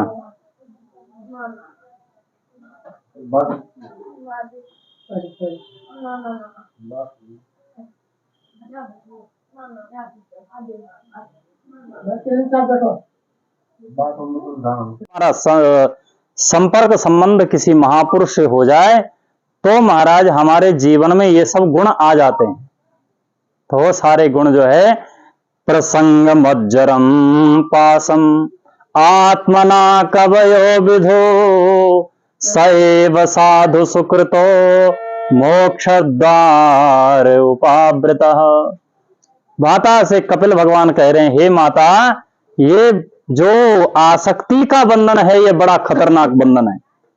ये बंधन कभी टूटता ही नहीं है, ये तोड़ा भी नहीं जा सकता है, क्योंकि ये जन्म जन्मांतर का बंधन है। प्रसंग मज्जरम पासम आत्मना कवयो विधु सैव साधु सुकृतो। वही बंधन जो है संसार से हटा करके, और वही बंधन किसी भगवान, या तो भगवान से जोड़ दो और या तो भगवान के किसी भक्त संत से जोड़ दो। यही बात जो है गोस्वामी तुलसीदास जी कह रहे हैं, सब कर ममता ताग बटोरी मम बर हृदय बांधे बरी डोरी। छोटे छोटे छोटे छोटे बंधन जो है हमने सबसे जोड़ रखे हैं, वो सब बंधनों को बटोर करके एक मोटा रस्सा बना लो, और मोटा बंधन जो है वो भगवान के चरण कमलों में। और कपिल भगवान कह रहे हैं कि भगवान से नहीं, किसी भगवान के भक्त से ही जोड़ लो, उसी से कल्याण हो जाएगा। तो बोले ये पता कैसे चलेगा कि ये संत है? इसके लक्षण, इसका पता कैसे करेंगे? क्योंकि लोग भागवत नहीं पढ़ते, इसीलिए उठपटाक जगह फंस जाते हैं। यही तो कारण है। यदि यह पता लग जाए कि किस संत के पास जाना है, भागवत पढ़ी हो, तो समझ में आए क्या लक्षण बता रहे हैं। संत का लक्षण क्या है? तितिक्षवा कारुणिका सुहृदा सर्वदेहिनाम अजात शत्रवा शांता साधवो साधुभूषण। संत का पहला लक्षण है तितिक्षा। तितिक्षा माने संत के भीतर जो है वो अत्यंतिक सहनशीलता होती है। कोई उन्हें गाली दे दे, या कोई अपशब्द कह दे, या कोई उनका सम्मान कर ले, या कोई उनको अपमान कर ले, वो सबको सहन कर जाते हैं। सहनशीलता, तितिक्षवा। और दूसरा है कारुणिका। संत का जो लक्षण है वो महान करुणा, दया जो है संत के भीतर होती। ऐसी करुणा होती है, ऐसी करुणा भगवान के भीतर भी नहीं होती जैसे भगवान के भक्त के भीतर होती। इसका उदाहरण है, भगवान राम जी जब जो है वन में जा रहे थे चित्रकूट में, तो उस समय एक जयंत नाम का जो इंद्र का पुत्र है वो आया, और उसने माता सीता के चरणों में चोंच मार दिया। गोस्वामी तुलसीदास जी ने तो चरणों में सीता चरण चोंच हति भागा लिखा है, लेकिन वाल्मीकि जी कहते हैं कि चरणों पे नहीं, वक्षस्थल पर चोंच मारा है। अब चाहे जहां भी मारा हो, जब चोंच मारा है उस कौवे ने, तो भगवान राम जी क्रुद्ध हो गए। क्रुद्ध हो गए तो भगवान ने, उस समय धनुष्मान था नहीं, भगवान उस समय रास की स्थिति में थे, और भगवान ने एक कुशा के जो आसन था उनका, उसी से एक तिनका ऐसा निकाला और उसी को अभिमंत्रित करके ब्रह्मास्त्र बना दिया। ऐसे उस जयंत के पीछे छोड़ दिया, और जयंत बेचारा भागा। अब भागता कहां? तीनों लोकों में जाने के बाद भी जहां जाता वहीं वो तिनका पीछे पीछे, राखी को सकहीं राम कर द्रोही। शंकर जी के पास गया, ब्रह्मा जी के पास गया, इंद्र के पास गया, किसी ने उसकी रक्षा नहीं की। किसी ने ये नहीं कहा कि बड़ा बड़ा हम नहीं कुछ कर सकते, राम जी का तुमने अपराध किया है। लेकिन नारद जी के पास नहीं गया। नारद जी संत हैं, नारद जी के पास नहीं गए, और नारद जी ने देखा कि बेचारा जयंत दौड़ रहा है। तो संत में कैसी करुणा होती है यहाँ दिखाई पड़ रहा नारद जी के चरित्र से। गोस्वामी जी लिखते हैं, नारद देखे विकल जयंता, लागी दया कोमल चित संता। नारद जी ने देखा कि ये बड़ा विकल हो रहा है, बड़ा दुखी है बेचारा, और तुरंत उसके सामने चले गए। क्यों भाग रहे हो? अरे बोले तुम क्या करोगे, हमारे पिताजी नहीं बचा पाए, हमारे ब्रह्मा जी नहीं बचा पाए, शंकर जी नहीं बचा पाए, इंद्र चंद्र कुबेर कोई नहीं बचा पाया, तुम क्या बचाओगे महात्मा जी? अरे बोले हम बचाएंगे नहीं, उपाय बता सकते हैं बचने का। बोले क्या उपाय है? तो बोले ऐसा करो, जिन राम जी ने बाण छोड़ा है उनकी शरण में चले जाओ। उनकी शरण में चले जाओ। अरे बोले उनकी शरण में कैसे जाएं? उनके वही तो, उनका तो अपराध करके आया हूं, क्या वो मुझे बख्श देंगे, मुझे छोड़ देंगे, क्षमा कर देंगे? तो नारद जी कहते हैं, तुमने अभी हमारे राम जी का प्रभाव देखा है, तुमने अभी राम जी का स्वभाव नहीं देखा है। राम जी का स्वभाव कैसा है? अस स्वभाव जही, अस स्वभाव कहूं सुनहु न देखूं, के खगेश रघुपति कर लेखूं। उमा राम स्वभाव जिन जाना, ताहि भजन तज भाव न आना। जो राम जी का स्वभाव जानते हैं, उन्हें भजन के सिवा उनका कहीं दूसरी जगह मन लग ही नहीं सकता है। ऐसे स्वभाव है हमारे राम जी का। तो बोले तुमने अभी प्रभाव देखा है, स्वभाव नहीं देखा, जाओ। तो जैसे वो चरणों में गिरा, भगवान को प्रणाम किया, तो भगवान ने एक आंख उसकी फोड़ दी। बोले अब एक आंख तो तुमको, इतना तो ब्रह्मास्त्र छोड़ा है तो उसका कुछ ना कुछ प्रभाव तो होगा, पर तुम नष्ट नहीं होंगे। एक आंख चली गई, एक नयन कर तजा भवानी, एक नयन करके छोड़ दिया और भगवान ने उसे शरण में ले लिया। ये संत का स्वभाव, ऐसी करुणा महात्मा के अंदर होती है। अजा तितिक्षवा कारुणिका सुहृदा सर्वदेहिना, सबके प्रति उनकी दया। ऐसा नहीं कि एक के प्रति है दूसरे के प्रति नहीं, सबके प्रति एक बराबर दया। और अजात शत्रवः, किसी को अपने जीवन में वे शत्रु मानते ही नहीं है। शत्रु है कौन? अच्छा एक बात बताओ, जब कोई व्यक्ति के मन में यह भाव आ जाए कि सबके भीतर भगवान है, तो बताओ कोई शत्रु लगेगा? जब कोई भगवान ही सबके भीतर बैठे हैं तो शत्रु कौन है? तो सब अपने हैं। दूसरा भले मानता है, मानता रहे, दूसरा कहे भी कि तुम हमारे शत्रु, तो कहता रहे। हम तो उसके भीतर शत्रु नहीं देख रहे, हम तो भगवान देख रहे हैं ना उसके भीतर। तो शत्रु कहां से रह गया? वो तो अजात शत्रु हो गया, हमारा कोई शत्रु है ही नहीं। भाई द्वेष दंभ कपट ये कब तक है? जब तक हमारे भीतर जो है भेद बुद्धि है, ये मेरा बेटा है, ये दूसरे का बेटा है, ये मेरा मित्र है, ये मेरा शत्रु है, ये मेरा विरोधी, ये मेरा पक्षी है, ये मेरा विपक्षी है, ये सब भाव जब तक विरोधाभास बना हुआ है, तब तक ही राग द्वेष है। और जैसे ये भाव आ गया कि कोई अपना नहीं, कोई पराया नहीं, सब तो भगवान के हैं, यह सब में भगवान ही विराजमान है, सबके भीतर परमात्मा है, तो न राग रहेगा न द्वेष रहेगा। सारा राग भी, अपना भी कोई नहीं और पराया भी कोई नहीं। इस संसार में अपना भी कोई नहीं है तो पराया भी कोई नहीं है। अपना इसलिए नहीं है क्योंकि ये शरीर संसार का संबंध जो है झूठा संबंध है, तो झूठे नाते से सब अपने अपने ढंग से अपना अपना स्वार्थ सिद्ध कर रहे हैं, तो कोई अपना नहीं है। और अपने पराये इसलिए नहीं है कि सारे तो भगवान के हैं, पराया कौन है? जब सारे भगवान के हैं और भगवान हमारे अपने हैं तो सब हमारे हैं। इसलिए स्वजन सगे, स्वजन सके प्रिय परम जहाते, मानहि सब ही राम के नाते। जितने स्वजन हैं, सगे हैं, संबंधी हैं, सबको राम के नाते से ही मानना चाहिए कि ये सब भगवान के हैं और भगवान हमारे हैं, इसलिए ये सब ही हमारे घर है, परिवार है, पुत्र है, अपने हैं, पराये हैं। ये सबकी ड्यूटी, सबकी सेवा भगवान ने हमको प्रदान की है। ये सब भगवान के हैं, इनकी सेवा करना हमारा कर्तव्य है। यही भजन है और दूसरा कोई भजन नहीं।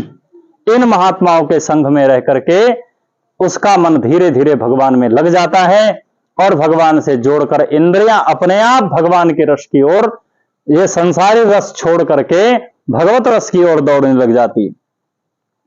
ऐसा दिव्य उपदेश जो है कपिल भगवान ने माता देवहूति को किया, और माता देवहूति को जो उपदेश कपिल भगवान ने किया है वो सारे उपदेश का सार माता देवहूति ने एक श्लोक में बता दिया। माता देवहूति कहती, अहो वत्स्वपचो तो गरीयान यद जिह्वाग्रे वर्तते नाम तुभ्यम। माता देवहूति कहती है कि अरे, अहो मने अरे, वो स्वपच कुल में, सामान्य कुल में जन्म लेने वाला व्यक्ति भी परम श्रेष्ठ है, जिसके जीवा पर भगवान का नाम नृत्य कर रहा। और सामान्य से सामान्य कुल में जन्म लेने वाला व्यक्ति वो महान श्रेष्ठ है, जिसके जीवा पर नाम नृत्य कर रहा है। देखो, ऊंचे कुल में ब्राह्मणों की बहुत महिमा शास्त्रों में, ऐसा सामान्य भागवत जी में भी बहुत बड़ी महिमा, इतनी बड़ी महिमा है। पंचम स्कंध में श्री ऋषभ देव जी महाराज कह रहे हैं कि जड़ जो पदार्थ हैं उनसे चेतन पदार्थ श्रेष्ठ हैं। जड़ माने पत्थर लकड़ जैसे, उनसे थोड़ा सा जो बट वृक्ष हैं ऐसे पदार्थ से श्रेष्ठ हैं, और उन जड़ पदार्थों से फिर जंगम पदार्थ श्रेष्ठ हैं। जड़ से जंगम श्रेष्ठ हैं, और फिर चलने फिरने वाले और श्रेष्ठ हैं। कीड़े मकोड़ों से जो बड़े थोड़ा पशु पक्षी हैं वो श्रेष्ठ हैं। चतुष्पाद से फिर द्विपाद मनुष्य श्रेष्ठ है, और मनुष्यों में भी वे कहते हैं कि ऐसे करते करते देवता, देवताओं से वो, देवताओं से उसे भगवान शंकर, भगवान शंकर से ब्रह्मा जी, ऐसे ऐसे पहुंचते हुए, और ब्रह्मा जी से भी श्रेष्ठ मैं हूं। और अंत में भगवान स्वयं कपिल भगवान कह रहे हैं, नमत परोयम द्विज देव देवा, और मेरे से भी यदि कोई श्रेष्ठ प्राणी है तो वो ब्राह्मण है। सबकी श्रेष्ठता बताते बताते बताते बताते अंत में कहते हैं, नमत परोयम द्विज देव देवा, मेरे से भी श्रेष्ठ यदि कोई है तो ब्राह्मण है। इतनी बड़ी महिमा ब्राह्मणों की बताई गई। परंतु सप्तम स्कंध में वही प्रहलाद जी क्या कह रहे हैं, विप्राद सदगुण युतात अरविंद नाभात पादारविंद विमुखात स्वपचम वरिष्ठम। कोई ब्राह्मण कुल में जन्म लेने वाला और चाहे 12 गुणों से युक्त हो जाए, बहुत बड़ी बात है, 12 गुणों से युक्त भी हो जाए, और यदि भगवान के चरण कमलों में उसकी प्रीति नहीं है, उस ब्राह्मण से वो सपच व्यक्ति श्रेष्ठ है जो भगवान की भक्ति करता है। यही बात देवहूति जी कह रहे हैं, अहो बत सपचो तो गरीयान यद जिह्वाग्रे वर्तते नाम तुभ्यम। यहां कोई वर्णाश्रम धर्म की निंदा की गई हो या उसका खंडन किया गया हो, ऐसा नहीं है। पर भगवान का भजन जो है किसी भी जाति, किसी भी बिरादरी, कहीं भी जन्म लेकर के कोई करता है, उसके कल्याण में कोई संदेह नहीं। जो लोग आज ऐसा कहते हैं कि हम पर अत्याचार हुआ है, ऐसा हुआ है, विरोधाभास हुआ है, ये सब निरर्थक और झूठी बातें हैं। भगवान के भजन करने वाले रैदास जी का हमने कितना आदर किया। स्वपच कुल में, चर्मकार कुल में जन्म लेने वाले रैदास जी का हमने कितना आदर किया।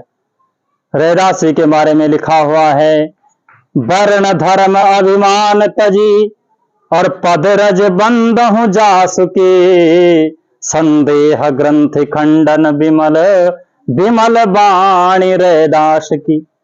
बड़े बड़े वर्णाश्रम धर्म का पालन करने वाले बड़े बड़े उच्च कुल के ब्राह्मण, और वे श्री हरिदास महाप्रभु के, श्री रैदास जी महाराज की चरणों की धूल को अपने मस्तक पर लगाते। जब रैदास जी गंगा स्नान करने जाते तो सामने कोई ब्राह्मण आ जाए तो ब्राह्मण के आते ही रैदासी दंडवत प्रणाम करने लग जाते। तब वे ब्राह्मण जो है सामने से तो वो नहीं करने देंगे, उनके पीछे से फिर उनके चरण की धूलि को ब्राह्मण उठा करके अपने मस्तक पर रख देते। ऐसा आदर हमने भक्ति में रहने वाले रैदासी का किया, कहां भेद किया है। हमने कबीरदासी का आदर किया है, हमने धन्ना जट का आदर किया है, हमने सैन नाई का आदर किया है। यहां कोई भक्ति, भगवान की भक्ति में कहीं कोई जातिवाद नहीं। वर्णाश्रम धर्म अपनी जगह है, उसका आदर है, उसका उसका श्रद्धावनत होकर पालन करना चाहिए। पर भगवान की भक्ति का अधिकार सबको है। भगवान का भजन कोई भी कर सकता है। इसलिए श्री जगत गुरु भगवान रामानंदाचार्य कहते हैं, सर्वे प्रपत्त्यधिकारिणो मतः। संसार में जन्म लेने वाला प्रत्येक प्राणी जो है वो भगवान की भक्ति का अधिकारी है। भगवान की भक्ति का कोई अनाधिकारी नहीं। तो ये जो देवहूति माता कह रही है, अहो वत्स पचोतो गरेयान यद जिह्वाग्रे वर्तते नाम तुभ्यम। हे भगवान, यदि कोई स्वपच नीच कुल में जन्म लेने वाला भी यदि उसकी जीवा पर निरंतर आपका नाम निकल रहा है तो वो ब्रह्मा जी से श्रेष्ठ हो गया, क्योंकि वो नाम जैसा यज्ञ कर रहा है। उसकी सारी तपस्याएं पूर्ण हो गई और उसके सारे यज्ञ पूर्ण हो गए। उसे न यज्ञ की आवश्यकता है न तपस्या की आवश्यकता है, क्योंकि वो निरंतर भगवान नाम का स्मरण कर रहा है। ऐसा कह करके माता देवहूति अपने प्रेम की 10वीं अवस्था को प्राप्त हो गई और उसी समय वो उनका शरीर जो है वो पिघलने लग गया और पिघलते ही जलमग्न हो गए, जल की अवस्था हो गई और वो सिद्धिदा नाम की नदी के रूप में परिणत हो गई माता देवहूति। और कपिल भगवान वहां से उठ करके सिद्धाश्रम चले गए। और यहां जो है श्री मैत्रेय मुनि जो है विदुर जी महाराज को यहाँ कथा सुना रहे हैं। और विदुर मैत्रेय संवाद में श्री विदुर जी महाराज मैत्रेय जी से पूछते हैं, बोले महाराज आपने एक बेटी का सुनाया और लोगों का क्या हुआ मनु जी के? तो तीनों पुत्रियों का वर्णन किया। मनोस्तु सतरूपायाम त्रिस्त्रा कन्या जगृहे आकूतिर्देवहूतिस्या प्रसूतिरिति विश्रुतः। 3 बेटियां हुई, आकुति, देवहूति और प्रसूति। बड़ी बेटी है आकुति। आकुति जो है वो रुचि नाम के प्रजापति के संग ब्याही गई। वहां से भगवान यज्ञ का प्राकट्य हुआ। और ऐसा वंश है मनु महाराज का, ऐसा कोई उनकी कुल खानदान का नहीं है जिनके घर में भगवान का अवतार न हुआ हो। मनु जी महाराज के यहाँ कई अवतार हुए हैं भगवान के। यहाँ कपिल भगवान का अवतार हो रहा है, आकुति के यहाँ यज्ञ भगवान का अवतार हो रहा है, और जो तीसरी बेटी है प्रसूति वहां साक्षात जगदम्बा भगवती प्रकट हो रही है। आगे जाकर के उन्हीं के वंश में ऋषभ देव का अवतार हो रहा है, उन्हीं के वंश में आगे जाकर के पृथु भगवान का अवतार हो रहा है। ऐसा कुल खानदान का कोई नहीं है जहां भगवान का अवतार ना। कैसा पवित्र वंश। तो आकुति के यहां भगवान यज्ञ का प्राकट्य हुआ है और दूसरी बेटी देवहूति, उसका चरित्र तो हम सुन चुके हैं। तो बोले तीसरी जो बेटी है उसका विवाह जो है वो कर्दम दक्ष प्रजापति के साथ में हुआ, जिनकी 60 कन्याएं हुई। और जो 60वीं सबसे छोटी कन्या है उसका नाम है सती। उसका विवाह भगवान शंकर के साथ में हुआ। शंकर जी से विवाह हुआ माता सती का। तो विदुर जी महाराज पूछते हैं, महाराज भवे शीलवताम श्रेष्ठे दक्षो दुहित्र वत्सलः। हमने सुना है कि भगवान शंकर और दक्ष प्रजापति का झगड़ा हुआ, आपस में मनोन्मालिन्य हुआ। तो जब झगड़ा हुआ तो फिर बेटी का विवाह कैसे हो गया? और जब बेटी का विवाह हुआ तो फिर झगड़ा क्यों हुआ? भाई जब झगड़ा हुआ तो विवाह नहीं होना चाहिए था, और विवाह हो गया था तो फिर झगड़ा नहीं होना चाहिए था। तो सब कथा सुनाई कि भाई दक्ष प्रजापति पहले भगवान का बहुत बड़ा भक्त था और ब्रह्मा जी की आज्ञा लेकर के अपनी सबसे छोटी बेटी सती, उसका विवाह भगवान शंकर से दक्ष प्रजापति ने किया। और कुछ दिन ही पश्चात ऐसा हुआ कि जितने प्रजापति थे वो प्रजापतियों का अध्यक्ष उनको बनाया गया। अब ये संसार की ऐसी वृत्ति है कुछ कि जब भी किसी को पद प्रतिष्ठा प्राप्त होती है तो अनायास बिना चाहे बिना सोचे समझे उसके भीतर अहंकार उत्पन्न हो जाता है। इसी को गोस्वामी जी कहते हैं, नहीं को अस जन्मा जग माही प्रभुता पाए जाए मद नाही। ऐसा किसी ने संसार में जन्म ही नहीं लिया है जिसको पद प्रतिष्ठा प्राप्त हो जाए और उसके भीतर अहंकार ना आए। तो यही स्थिति दक्ष प्रजापति के साथ हो गई।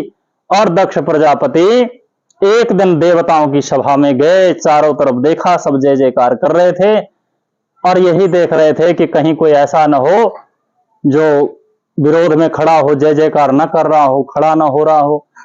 तो देखा तो सारी सभा के सब लोग उठ करके अभिवादन कर रहे हैं, स्वागत कर रहे हैं, जय जयकार कर रहे हैं। और 3 लोग बैठे हैं, ब्रह्मा जी, शंकर भगवान, नारायण भगवान। तो सोचने लगे कि ब्रह्मा जी हमारे पिताजी हैं और पुत्र जब किसी सभा में आए तो पिता को अभिवादन के लिए उठकर खड़ा नहीं होना चाहिए। ऐसे में उस पुत्र का अभ्युदय नष्ट हो जाता है। अथवा शिष्य कहीं पर आए तो गुरुजी को उठकर खड़ा नहीं होना चाहिए, नहीं तो शिष्य का अभ्युदय नष्ट हो जाता है। लेकिन उसी का उल्टा ऐसा है कि पिता आए और बेटा उठकर खड़ा ना हो तो बेटे का अभ्युदय नष्ट हो जाता है। गुरुजी आए, शिष्य उठकर खड़ा ना हो। अब ऐसी किसी स्थिति परिस्थिति में बैठा हो जहां से उठ ही नहीं सकते, तब उसका दोष नहीं है, पर सामान्य स्थिति में यदि नहीं उठता है तो उसका अभ्युदय नष्ट हो जाता है। तो बोले ब्रह्मा जी नहीं उठे, वो तो हमारे पिताजी हैं, उनको नहीं उठना चाहिए। नारायण भगवान हमारे इष्ट देवता हैं, वो भी नहीं उठे तो वो हमारे आदरणीय हैं, उनको भी नहीं उठना चाहिए। अरे पर शंकर जी तो दामाद हैं, दामाद को तो ससुर जी का आदर करना चाहिए। ससुर तो पिता के समान होता है, दामाद पुत्र के जैसा होता। तो दामाद होकर के भी ये खड़े नहीं। अब शंकर भगवान क्यों नहीं उठे?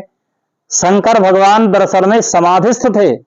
भगवान के नाम में वो ऐसे निमग्न रहते हैं कि उनको कभी कभी पता ही नहीं चलता कि बाहर क्या हो रहा है। अब वो तो भगवान नाम का स्मरण राम राम राम राम राम राम कर रहे थे और इनको लगा कि ये जानबूझ करके नहीं उठे, अब हमारा विरोध करना चाहते हो, पता नहीं। और इतने जब व्यक्ति को सम्मान नहीं पचता है तो बिना अपमान के वो अपना अपमान मान लेता है। हमारा नाम नहीं लिया गया, इसी से लोग नाराज हो जाते हैं। हमको कुर्सी नहीं दी बैठने को, इसी से नाराज हो जाते हैं। हमको लेने के लिए दरवाजे पर नहीं आए, इसी से नाराज हो जाते हैं। हमको लेने गाड़ी लेकर नहीं आए, स्टेशन नहीं पहुंचे, इस पर नाराज हो जाते हैं। तो दक्ष प्रजापति क्रोधित हुए और सबसे कहा कि भाई सुनो, मैं कोई ईर्ष्यावश नहीं बोल रहा हूं, मैं कोई अज्ञानतावश नहीं बोल रहा हूं, पर भैया ऐसे असभ्य आदमियों को ऐसी सभा में नहीं बुलाना चाहिए, विद्वानों की सभा में। देवता बेचारे इधर उधर देखें कि यहां कोई असभ्य तो हमको दिखता नहीं है। महाराज कौन असभ्य दिखता है? बोले ये नहीं दिखता है, प्रेता वासेषु घोरेषु भूतेर प्रेतेर गणेर भृतः। ये प्रेत के साथ में रहने वाला, शमशान में रहने वाला, भूत प्रेतों का संग करने वाला, हड्डियों की माला पहनने वाला यह अमंगलकारी शंकर तुमको दिखता नहीं है? क्यों बुलाया इसको यहां? अब सारे देवता इस वजह से चुप हैं कि कहीं अध्यक्ष जी नाराज न हो जाए। ये भी बहुत बड़ी समस्या है कि कोई नाराज न हो जाए। ये नाराज न हो जाए के चक्कर में कभी कभी ऐसे ऐसे कर्म लोग कर देते हैं जो नहीं करना चाहते और नहीं कर सकते, नहीं करना चाहिए। एक आदमी बोले हम बीड़ी नहीं पीते, पर हमको बंडल घर में रखना पड़ता है। हमें क्यों रखना पड़ता है? कोई आ जाए तो बताओ, तुम पीते नहीं तो खिलाते काहे को है भाई? जब पीते नहीं हो तो जो आएगा वो नाराज नहीं हो जाएगा कि मैं बीड़ी पीता, हमको बीड़ी नहीं पिलाई? तो नाराज कोई न हो जाए। अब मैं और बातें नहीं कह सकता, और बहुत सारी चीजें ऐसी हैं जो स्वयं नहीं करते और दूसरों को कराना पड़ता है, कोई नाराज न हो जाए। तो ये संसार कभी किसी से आज तक राजी नहीं हुआ है, सब नाराज ही है। ऐसा कर्म हमें कभी नहीं करना चाहिए जो बिल्कुल नहीं करने योग्य हो, और किसी को खुश करने के लिए, प्रसन्न करने के लिए, राजी करने के लिए करना पड़े तो ऐसा कर्म नहीं करना चाहिए, क्योंकि संसार कभी राजी होगा ही नहीं। वो सदा सर्वदा नाराज ही रहता। इसलिए जैसा अपना जीते हैं वैसे जियो, और दूसरे से कहो भाई तुम हमारी तरह जी सकते हो तो जियो, तुम्हारा स्वागत है। नहीं जी सकते हो तो राम राम है भैया, नाराज हो तो रहो, हम तो नाराज है नहीं। तुम रहो तो रहो, तुम्हारी क्या तुम हो तो नाराज तो तुम्हारी परेशानी, हमको क्या टेंशन। तो ऐसा काम करना पड़ता है, नाराज ना हो जाए अध्यक्ष जी। इसके चक्कर में कोई बोला ही नहीं कुछ। भाई शंकर जी की निंदा कर रहा था तो विरोध करना चाहिए, भगवान की कोई निंदा करे तो उसका विरोध होना चाहिए, कोई नहीं बोला। भगवान की निंदा हो तो उस सभा में या तो अगर सामर्थ्य हो तो विरोध करना चाहिए, और सामर्थ्य ना हो तो सभा को छोड़ के निकल जाना चाहिए, कान में उंगली डालकर निकल जाना चाहिए। और जो निंदा कर रहा है उसको दिख जाए वो व्यक्ति भगवान की निंदा करने वाला, तो फिर सचैल सब वस्त्रों के सहित स्नान करना चाहिए और पंचगव्य प्राशन करके तब व्यक्ति पवित्र होता है। इसलिए भगवान की निंदा न सुननी चाहिए न करनी चाहिए, और करने वाला दिख जाए तो बढ़िया स्नान करना चाहिए। अब जो और थे देवता तो सब स्वार्थी थे, भगवान के भक्त कभी स्वार्थी नहीं होते। तो शंकर जी के जो भक्त थे वो खड़े हो गए, विरोध में प्रतिकार करने लगे, झगड़ा हो गया बहुत बड़ा। शंकर जी ने सोचा कि जब तक हम बैठे रहेंगे झगड़ा चलता रहेगा, हम यहां से निकल जाएंगे तो गण भी निकल जाएंगे, झगड़ा मिट जाएगा। कभी भी झगड़ा बढ़ाना नहीं चाहिए, मनुष्य को झगड़ा नष्ट करने का काम करना चाहिए। झगड़ा बढ़ता है तो हमेशा मन मलिन होता है, उसका कोई निष्कर्ष नहीं निकलता है, और झगड़ा नष्ट होता है तभी मन प्रसन्न होता है। तो शंकर जी उठकर चल दिए और जो रुद्रगण थे वो भी साथ चल दिए, झगड़ा खत्म। लेकिन संत असंत की स्थिति क्या है? संतत्व है भगवान शंकर में, और शंकर जी ने वो घटना ऐसे भुला दी जैसे कोई घटना घटी न हो। और असंतत्व है दक्ष प्रजापति में, दक्ष प्रजापति के मन में वही तीर लगा हुआ है। बताओ, इतना बड़ा अपमान हो गया, हमको देखकर खड़े नहीं हुए, और हमने थोड़ा कुछ बोल दिया तो उनके चेले चपाटे उठकर हमको ही बोलने लग गए।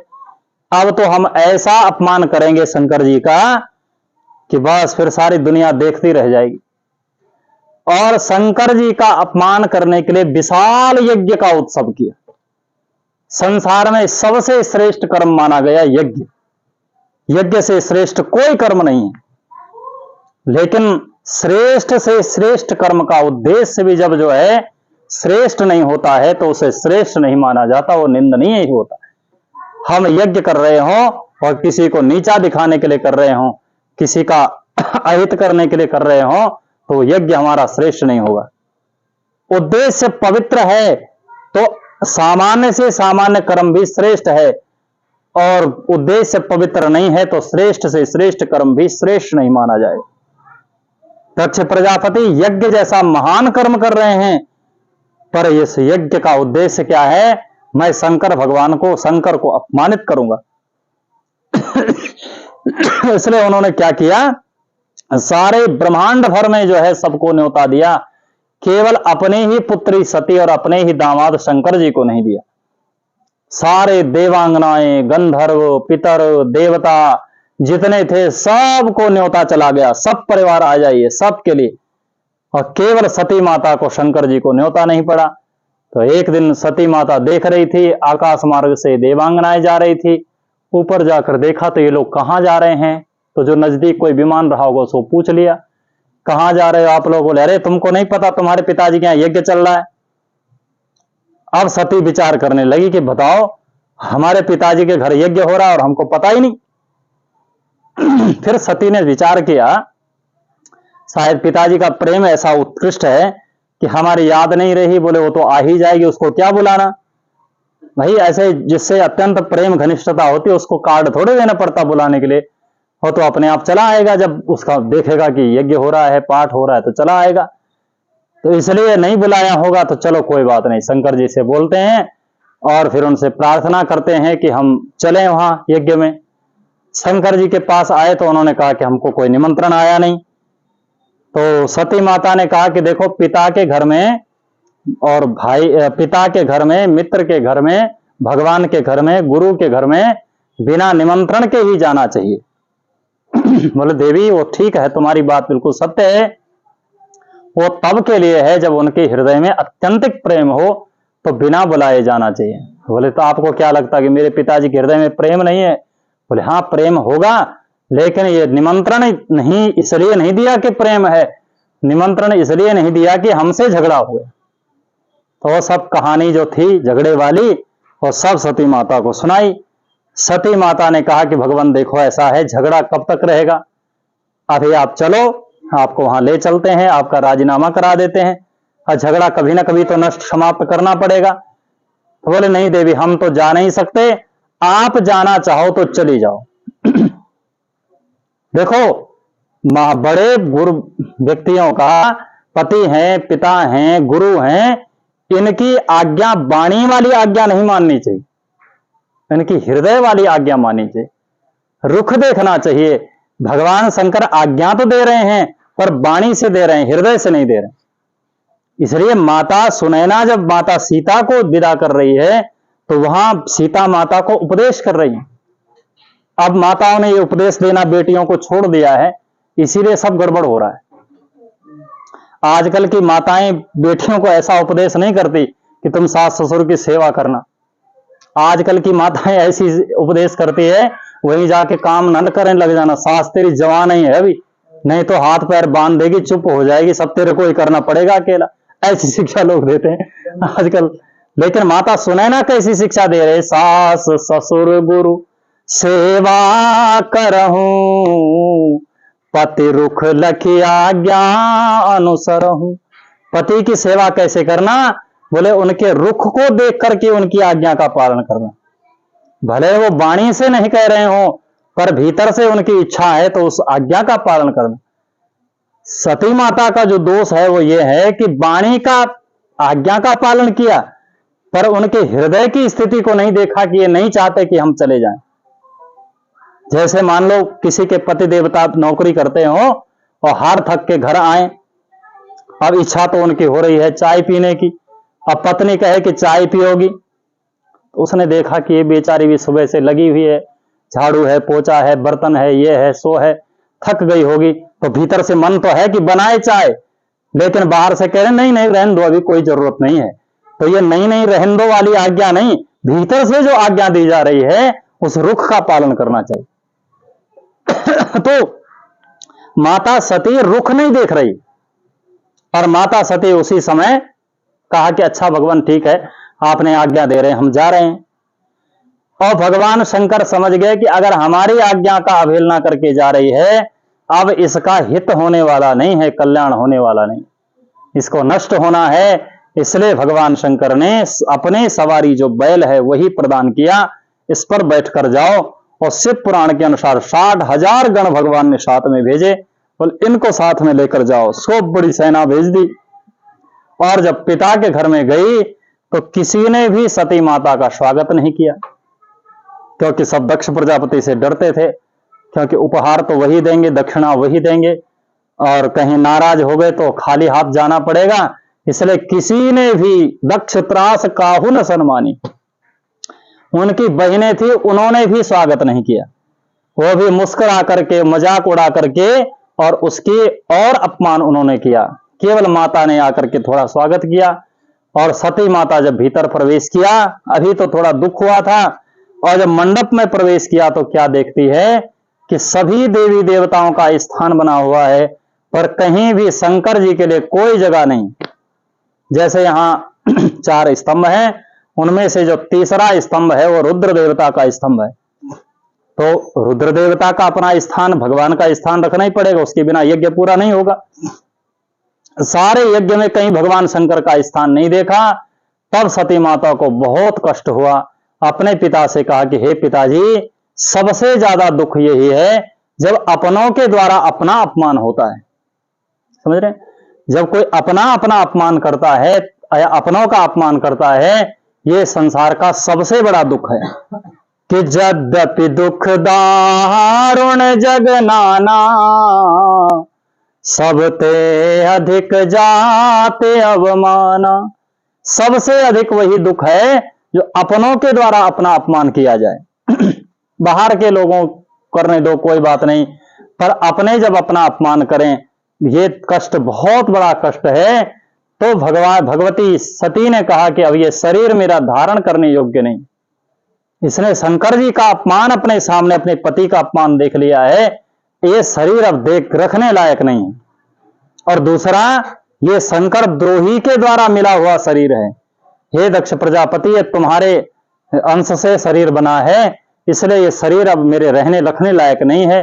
माता सती ने पीला वस्त्र ओढ़ लिया और योगाग्नि को प्रकट करके शरीर को जला करके भस्म कर दिया। और जो भगवान के रुद्रगण थे, उन्होंने यज्ञ को विध्वंस करना चाहा, तो श्री भृगु जी महाराज ने रिभु देवताओं को प्रकट किया, और उन रिभु देवताओं ने शंकर भगवान के गणों को परास्त कर दिया। ये खबर नारद जी ने शंकर जी को पहुंचाई। शंकर जी ने सुना मेरे गण परास्त हो गए, तो थोड़ा क्रोध में आ गए और अपनी एक जटा उखाड़कर धरती पर पटकी तो वहां से वीरभद्र नाम के भगवान के रुद्रगण प्रकट हो गए। उनसे कहा, जाओ दक्षम सयज्ञम जय जय मत भटानाम, दक्ष को यज्ञ के सहित विध्वंस कर दो। और चंडीस नाम के रुद्रगणों की सेना लेकर के गया और सारे यज्ञ को विध्वंस कर दिया। जितने देवी देवता ब्राह्मण थे वो सबका अंग भंग कर दिया। हमारे गुरुजी कहते हैं ब्राह्मणों को ऐसी दक्षिणा दी कि आज भी कोई ब्राह्मण यदि उसमें से होगा रहा हुआ कहीं, तो आज भी उनको याद होगी कि दक्ष के यहां कैसी दक्षिणा वीरभद्र ने दी थी। ऐसी दक्षिणा सबको प्रदान की। मुख्य यजमान जो थे, मुख्य आचार्य जो थे भृगु जी महाराज, उनकी दाढ़ी थी बहुत बढ़िया दाढ़ी, वो दाढ़ी ऐसी उखाड़ कर फेंक दी, एक झटके में अलग कर दी। और जो उद्गाता थे पूषा, उन पूषा के दांत तोड़ दिए। जो दृष्टा थे अंगिरा, अंगिरा की आंखें नोच ली और दक्ष प्रजापति के पास जाकर उनके सिर को धड़ से अलग कर दिया और उसी को हवन कुंड में जाल करके विध्वंस कर दिया। अब जजमान ही नहीं रहे तो यज्ञ कौन करेगा? हाहाकार मच गया। इतना बड़ा यज्ञ यदि पूर्ण नहीं होगा, अपूर्ण रह जाएगा, तो उसी समय प्रलय आ जाएगी। कौन इस यज्ञ को पूर्ण करेगा? बोले जिसके कारण ये अपूर्ण रह रहा है, शंकर जी पूरा करेंगे। शंकर जी के पास गए, प्रार्थना की, भगवान आप तो क्षमा। भगवान तो आशुतोष हैं, प्रसन्न हो गए। बोले कोई बात नहीं, मैं ऐसी छोटी छोटी बातों पे विचार नहीं करता, बताओ करना क्या है? बोले दक्ष जी को जिंदा करो। तो दक्ष प्रजापति के सिर पर बकरे का सिर जोड़ करके उन्हें जिंदा किया। असली सिर तो गया, हवन कुंड में जल गया, भस्म हो गया। तो बोले कोई भी जीव का सिर काट के ले आओ, उसी को लगा दो जो मिल जाए। सबसे पहले बकरा मिल गया, तो बकरे का ही सिर काट करके लगा दिया। बकरे का सिर काट करके लगाया तो वो फिर जीवित तो हो गए। दक्ष प्रजापति पर भगवान की बहुत सुंदर उन्होंने स्तुति की। सारे देवी देवताओं ने भगवान शंकर की स्तुति की। भगवान नारायण प्रकट हुए, उनकी सबने स्तुति की। और देवी भागवत के अनुसार भगवान शंकर सती माता के शरीर को लेकर के गए और सारी ब्रह्मांड पर, सारे संसार में ऐसे घूमे। और जब भगवान का क्रोध शांत नहीं हुआ, भगवान का ऐसा वियोग शांत नहीं हुआ, तो भगवान नारायण ने अपने चक्र से सती माता के मृतक शरीर के टुकड़े टुकड़े कर दिए। और वो छोटे छोटे जो उनके अंग प्रत्यंग जहां जहां गिरे, वहां माता के 51 पीठ प्रकट हो गए। देवी भागवत में 108 पीठों का वर्णन है और मुख्यतः प्रधान जो पीठ है वो 51 पीठ है। तो जगदम्बा के वो पीठ जो है उसी से प्रकट हो गए। और वो सती माता जब उनका शरीर मृत हुआ तो जाते जाते उन्होंने क्या वरदान मांगा? सती मरत हरिसन बर मांगा, जन्म जन्म शिव पद अनुरागा। एक वरदान मांगा कि मैं जन्म जन्मांतर तक केवल शंकर जी को ही प्राप्त करूं। और यही वरदान मिलने के बाद वही माता सती जो है हिमांचल के घर में, हिमालय के घर में, महाराज हिमालय के घर में प्रकट भई और बड़े लालन पालन उनका हुआ। छोटी सी अवस्था में नारद जी के कहने पर जो है माता भगवान शंकर की तपस्या की प्राप्ति के लिए तपस्या करने चली गई। अनेक परीक्षाएं ली गई, सप्त ऋषियों ने आकर परीक्षा ली, स्वयं शंकर भगवान ने आकर परीक्षा ली। सारी परीक्षाओं में मैया उत्तीर्ण हो गई और देवताओं के कहने पर शंकर जी भी विवाह करने को तैयार हो गए कि बोले ठीक है, पार्वती जी ने तपस्या भी की है और उन्हें कोई हमारी अर्धांगिनी है, वही हमें, उन्हीं को हम प्राप्त करना चाहते हैं, तो चलो हम विवाह कर ही लेते हैं। तो शंकर जी देवताओं के कहने पर विवाह के लिए तैयार हो गए और ब्रह्मा जी ने जाकर के रिश्ता कर दिया, हिमांचल जी से कह दिया कि शंकर जी से विवाह करो। अब क्या हुआ, जब शंकर जी का विवाह तैयार हो गया, सभी देवी देवता आ गए, स्वर्ग लोक के देवता भी आ गए और जो नारायण भगवान वैकुंठ वो भी आ गए और ब्रह्मा जी भी ब्रह्मलोक से आ गए। सबकी सेना इकट्ठी हो गई, सब देवांगनाएं इकट्ठी हो गई। तो सबने मिलकर के कहा कि शंकर जी ऐसे रहते हैं नंग धड़ंग, भगवान शंकर दिगंबर हैं, तो कम से कम आज थोड़ा कपड़ा उपड़ा पहन लो, बढ़िया सज संवर लो, दूल्हा बन जाओ। तो उन्होंने देवांगनाओं कहा कि अपना ये जो ले आए हो आप साज सामग्री, ये तो ले जाओ, हम प्रणाम करते हैं, हमारा श्रृंगार हो जाएगा। कौन करेगा? बोले हमारा श्रृंगार तो हमारे रुद्रगण करेंगे। तो सारे रुद्रगणों को बुलाया नंदी को, भृंगी को, श्रृंगी को, लाओ महाराज अब हमारा श्रृंगार लाओ। तो सब श्रृंगार ले आए। कैसा श्रृंगार है? शिवहि रुद्र गण करहि श्रृंगारा, जटा मुकुट अहि मोर समारा, कंकन किंकिन पहरे ब्याला, तन विभूति उर के हरि छाला। उसी समय जो है एक बागंबर ले आए, क्योंकि दिगंबर हैं भगवान, कुछ पहनते ही नहीं है। तो बोले महाराज ऐसे ब्याह में चलोगे तो ठीक नहीं है, कम से कम कुछ तो पहन लो। तो बोले ऐसा करो कि बागंबर पड़ा है वो ले आओ। फटा पुराना सा बागंबर पड़ा था और वही बागंबर ला करके लपेट दिया। बोले अब अंगराग लगाना है। अंगराग लगता है चंदन, अगर तगर, कर्पूर आदि पदार्थों का। भगवान शंकर बोले हमारा अंगराग तो और ही है। चिता की भस्म ले आए, वो सब लपेट दी।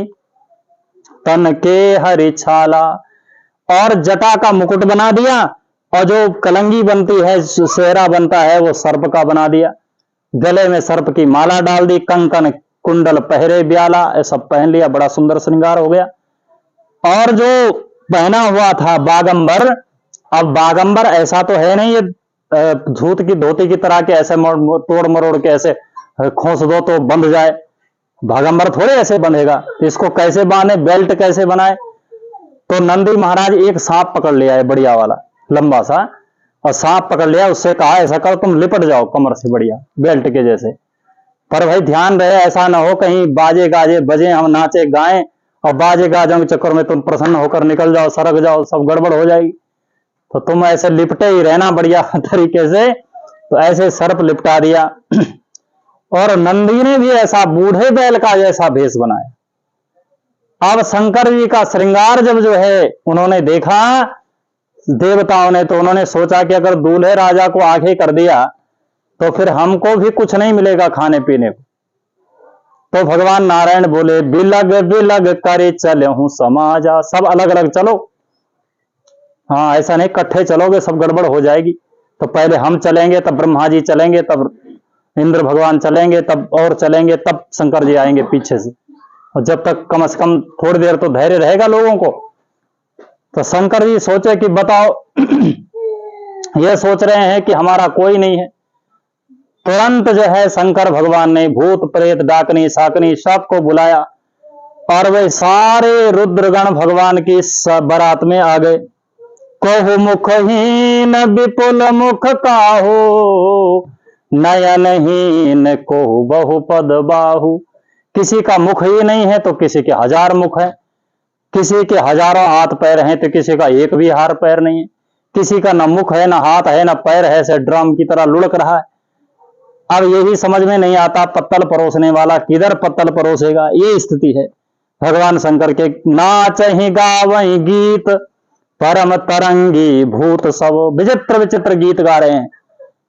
और महाराज अत्यंत विचित्र हो गए। जस दूल्हा तस बनी बराता, जैसे दूल्हा है वैसे बारात बन गई।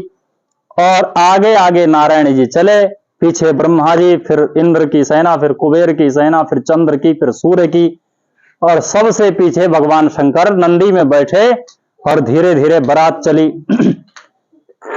तो पहले जब बारात होती थी, अब तो बच्चों के पास समय नहीं रहा, नहीं तो बारात की अगवानी करने के लिए बच्चे जाते थे, छोटे छोटे बच्चे। तो बच्चे जो है चले गए भगवान शंकर की अगवानी करने के लिए, बारात की अगवानी करने के लिए। तो जैसे बच्चे गए तो सबसे पहले नारायण भगवान को देखा। नारायण भगवान तो नित्य दूल्हा हैं, वो सदा सर्वदा दूल्हा ही बने रहते। हाँ कहा दूल्हा तो क्या सुंदर है, क्या कहना, क्या बराती हैं। तो बोले ये दूल्हा नहीं है, दूल्हा पीछे है, अभी पीछे जाओ। बोले ठीक है। दूल्हे के मित्र जब इतने सुंदर हैं तो फिर दूल्हा भला कैसे होंगे, दूल्हे कोई खराब थोड़े होंगे। और जैसे ब्रह्मा जी को देखा, बूढ़े ब्रह्मा जी, उनकी दाढ़ी देखा, बोले दूल्हे के पिताजी हैं, बहुत सुंदर हैं, तो लगता है दूल्हे भी ठीक ही होंगे। इंद्र को देखा, फिर चंद्रमा को देखा, सब सुंदर सुंदर। और जैसे ही शंकर जी को देखा तो कुछ तो उसी समय बेहोश हो गए। और जैसे ही शंकर जी कुछ तो उसी समय बेहोश हो गए, और कुछ दौड़ करके आकर के घर में खबर देने चले गए, भीतर कुंडा लगा करके बैठ गए, सो गए। घर वालों ने पूछा कि देखे आए बारात? बोले देखेगा वो जो जिंदा रहेगा। अब भूत प्रेत छोड़ेंगे तब ना जिंदा रहेगा, तब ना बारात देखेगा। अब कोई इससे बच जाए तो भैया बच सकता है, देख करके किसी का धैर्य हो, किसी का सौभाग्य हो, बच जाए तो बच सकता है, और नहीं तो बस ऐसी स्थिति है कि अब सबका मरना सुनिश्चित है।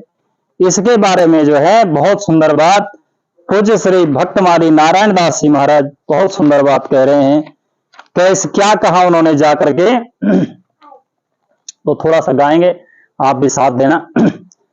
अरे बाप रे बाप, बिकट बिकट भूत प्रेत, बिकट बिकट सांप, अरे बाप रे बाप, बिकट बिकट भूत प्रेत, अरे बाप रे बाप, बिकट बिकट भूत प्रेत, बिकट बिकट सांप, अरे बाप रे बिकट बिकट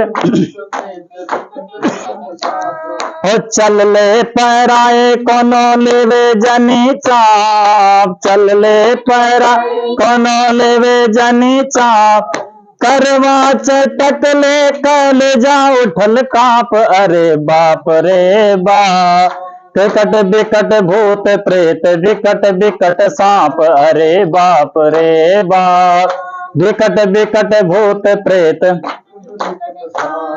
शिव के बारात के विचित्र परल छाप, शिव के बारात विचित्र परल छाप, नगरी सुनसान भय लगी खुटिया खाप, अरे बाप रे बाप, बिकट बिकट भूत प्रेत, बिकट बिकट सांप, अरे बाप रे बाप, बिकट बिकट भूत प्रेत। हो ना जाने नगर के कौन उदय भैल पाप, ना जाने नगर कौन उदय भैल पाप, प्राण बचे आज को ही पुण्य के प्रताप, अरे बाप रे बाप, बिकट बिकट भूत प्रेत, बिकट बिकट सांप, अरे बाप रे बाप, बिकट बिकट भूत प्रेत। ऐसा विचित्र वेश देखा और महाराज सब चक्कर में पड़ गए। तो माता मैना जो है परिछन लेकर के आई। दूल्हा दरवाजे पर पहुंचता है तो दुल्हन की अम्मा वो हाथ में थाली लेकर, आरती लेकर, जलझारी लेकर के आती है। नारायण भगवान को देखकर परिछन करने लगी तो कहा मैं दूल्हा नहीं है, पीछे है। तो एक एक करके देवता सब निकल गए। जैसे शंकर जी को देखा और परिछन की थाली हाथ में थी, और जैसे भगवान के वेश को देखा तो ऐसा उद्वेग उनको आया, उन्होंने उठा करके सारी थाली जो है शंकर जी के खोपड़ी पे पटक के दे मारकर भाग गई वापस। अरे भाई ऐसा दूल्हा बताओ, इसके लिए नारद जी ने रिश्ता कराया। शंकर जी से देवताओं ने पूछा कि परिछन हो गई? बोले हाँ, सब समर्पित करके चली गई सासू जी। हाँ, खोपड़ी पे पटक के चली आई। अरे सासू जी क्यों फेंक के चली आई? फेंक के क्यों गई? बोले फेंक के इसलिए गई है कि हम जोत आरती लेकर आए हैं इसके सर पर, तो चंद्रमा पहले पड़ा है, इसको क्या जोत दिखाने, और फेंको इसको। अब इसको जलझारी क्या दिखाएंगे इसके सिर पे, तो गंगा जी पहले, तो फेंको इसको, क्या जरूरत है। तो ऐसा समर्पण करके चली गई। अरे बोले चली नहीं गई, सब गड़बड़ हो गई, अब जाओ समझाओ सबको। तो जैसे तैसे नारद जी ने मैना जी को समझाया कि भाई भगवान शंकर का ऐसा दिव्य रूप है, तो ऐसा भगवान शंकर ने क्यों किया। विचार की बात यह है कि भगवान शंकर ने ऐसा क्यों किया। ऐसा इसलिए किया कि यदि मैना और दक्ष प्रजापति, ये मैना और महाराज हिमालय भगवान शंकर को यदि कन्यादान प्रदान कर लेते, उसी समय उनकी मुक्ति हो जाती, उसी समय वो मुक्त हो जाते। न तो धरती पर हिमालय रहता, न मैनाक रहता, कोई नहीं रहता। हिमालय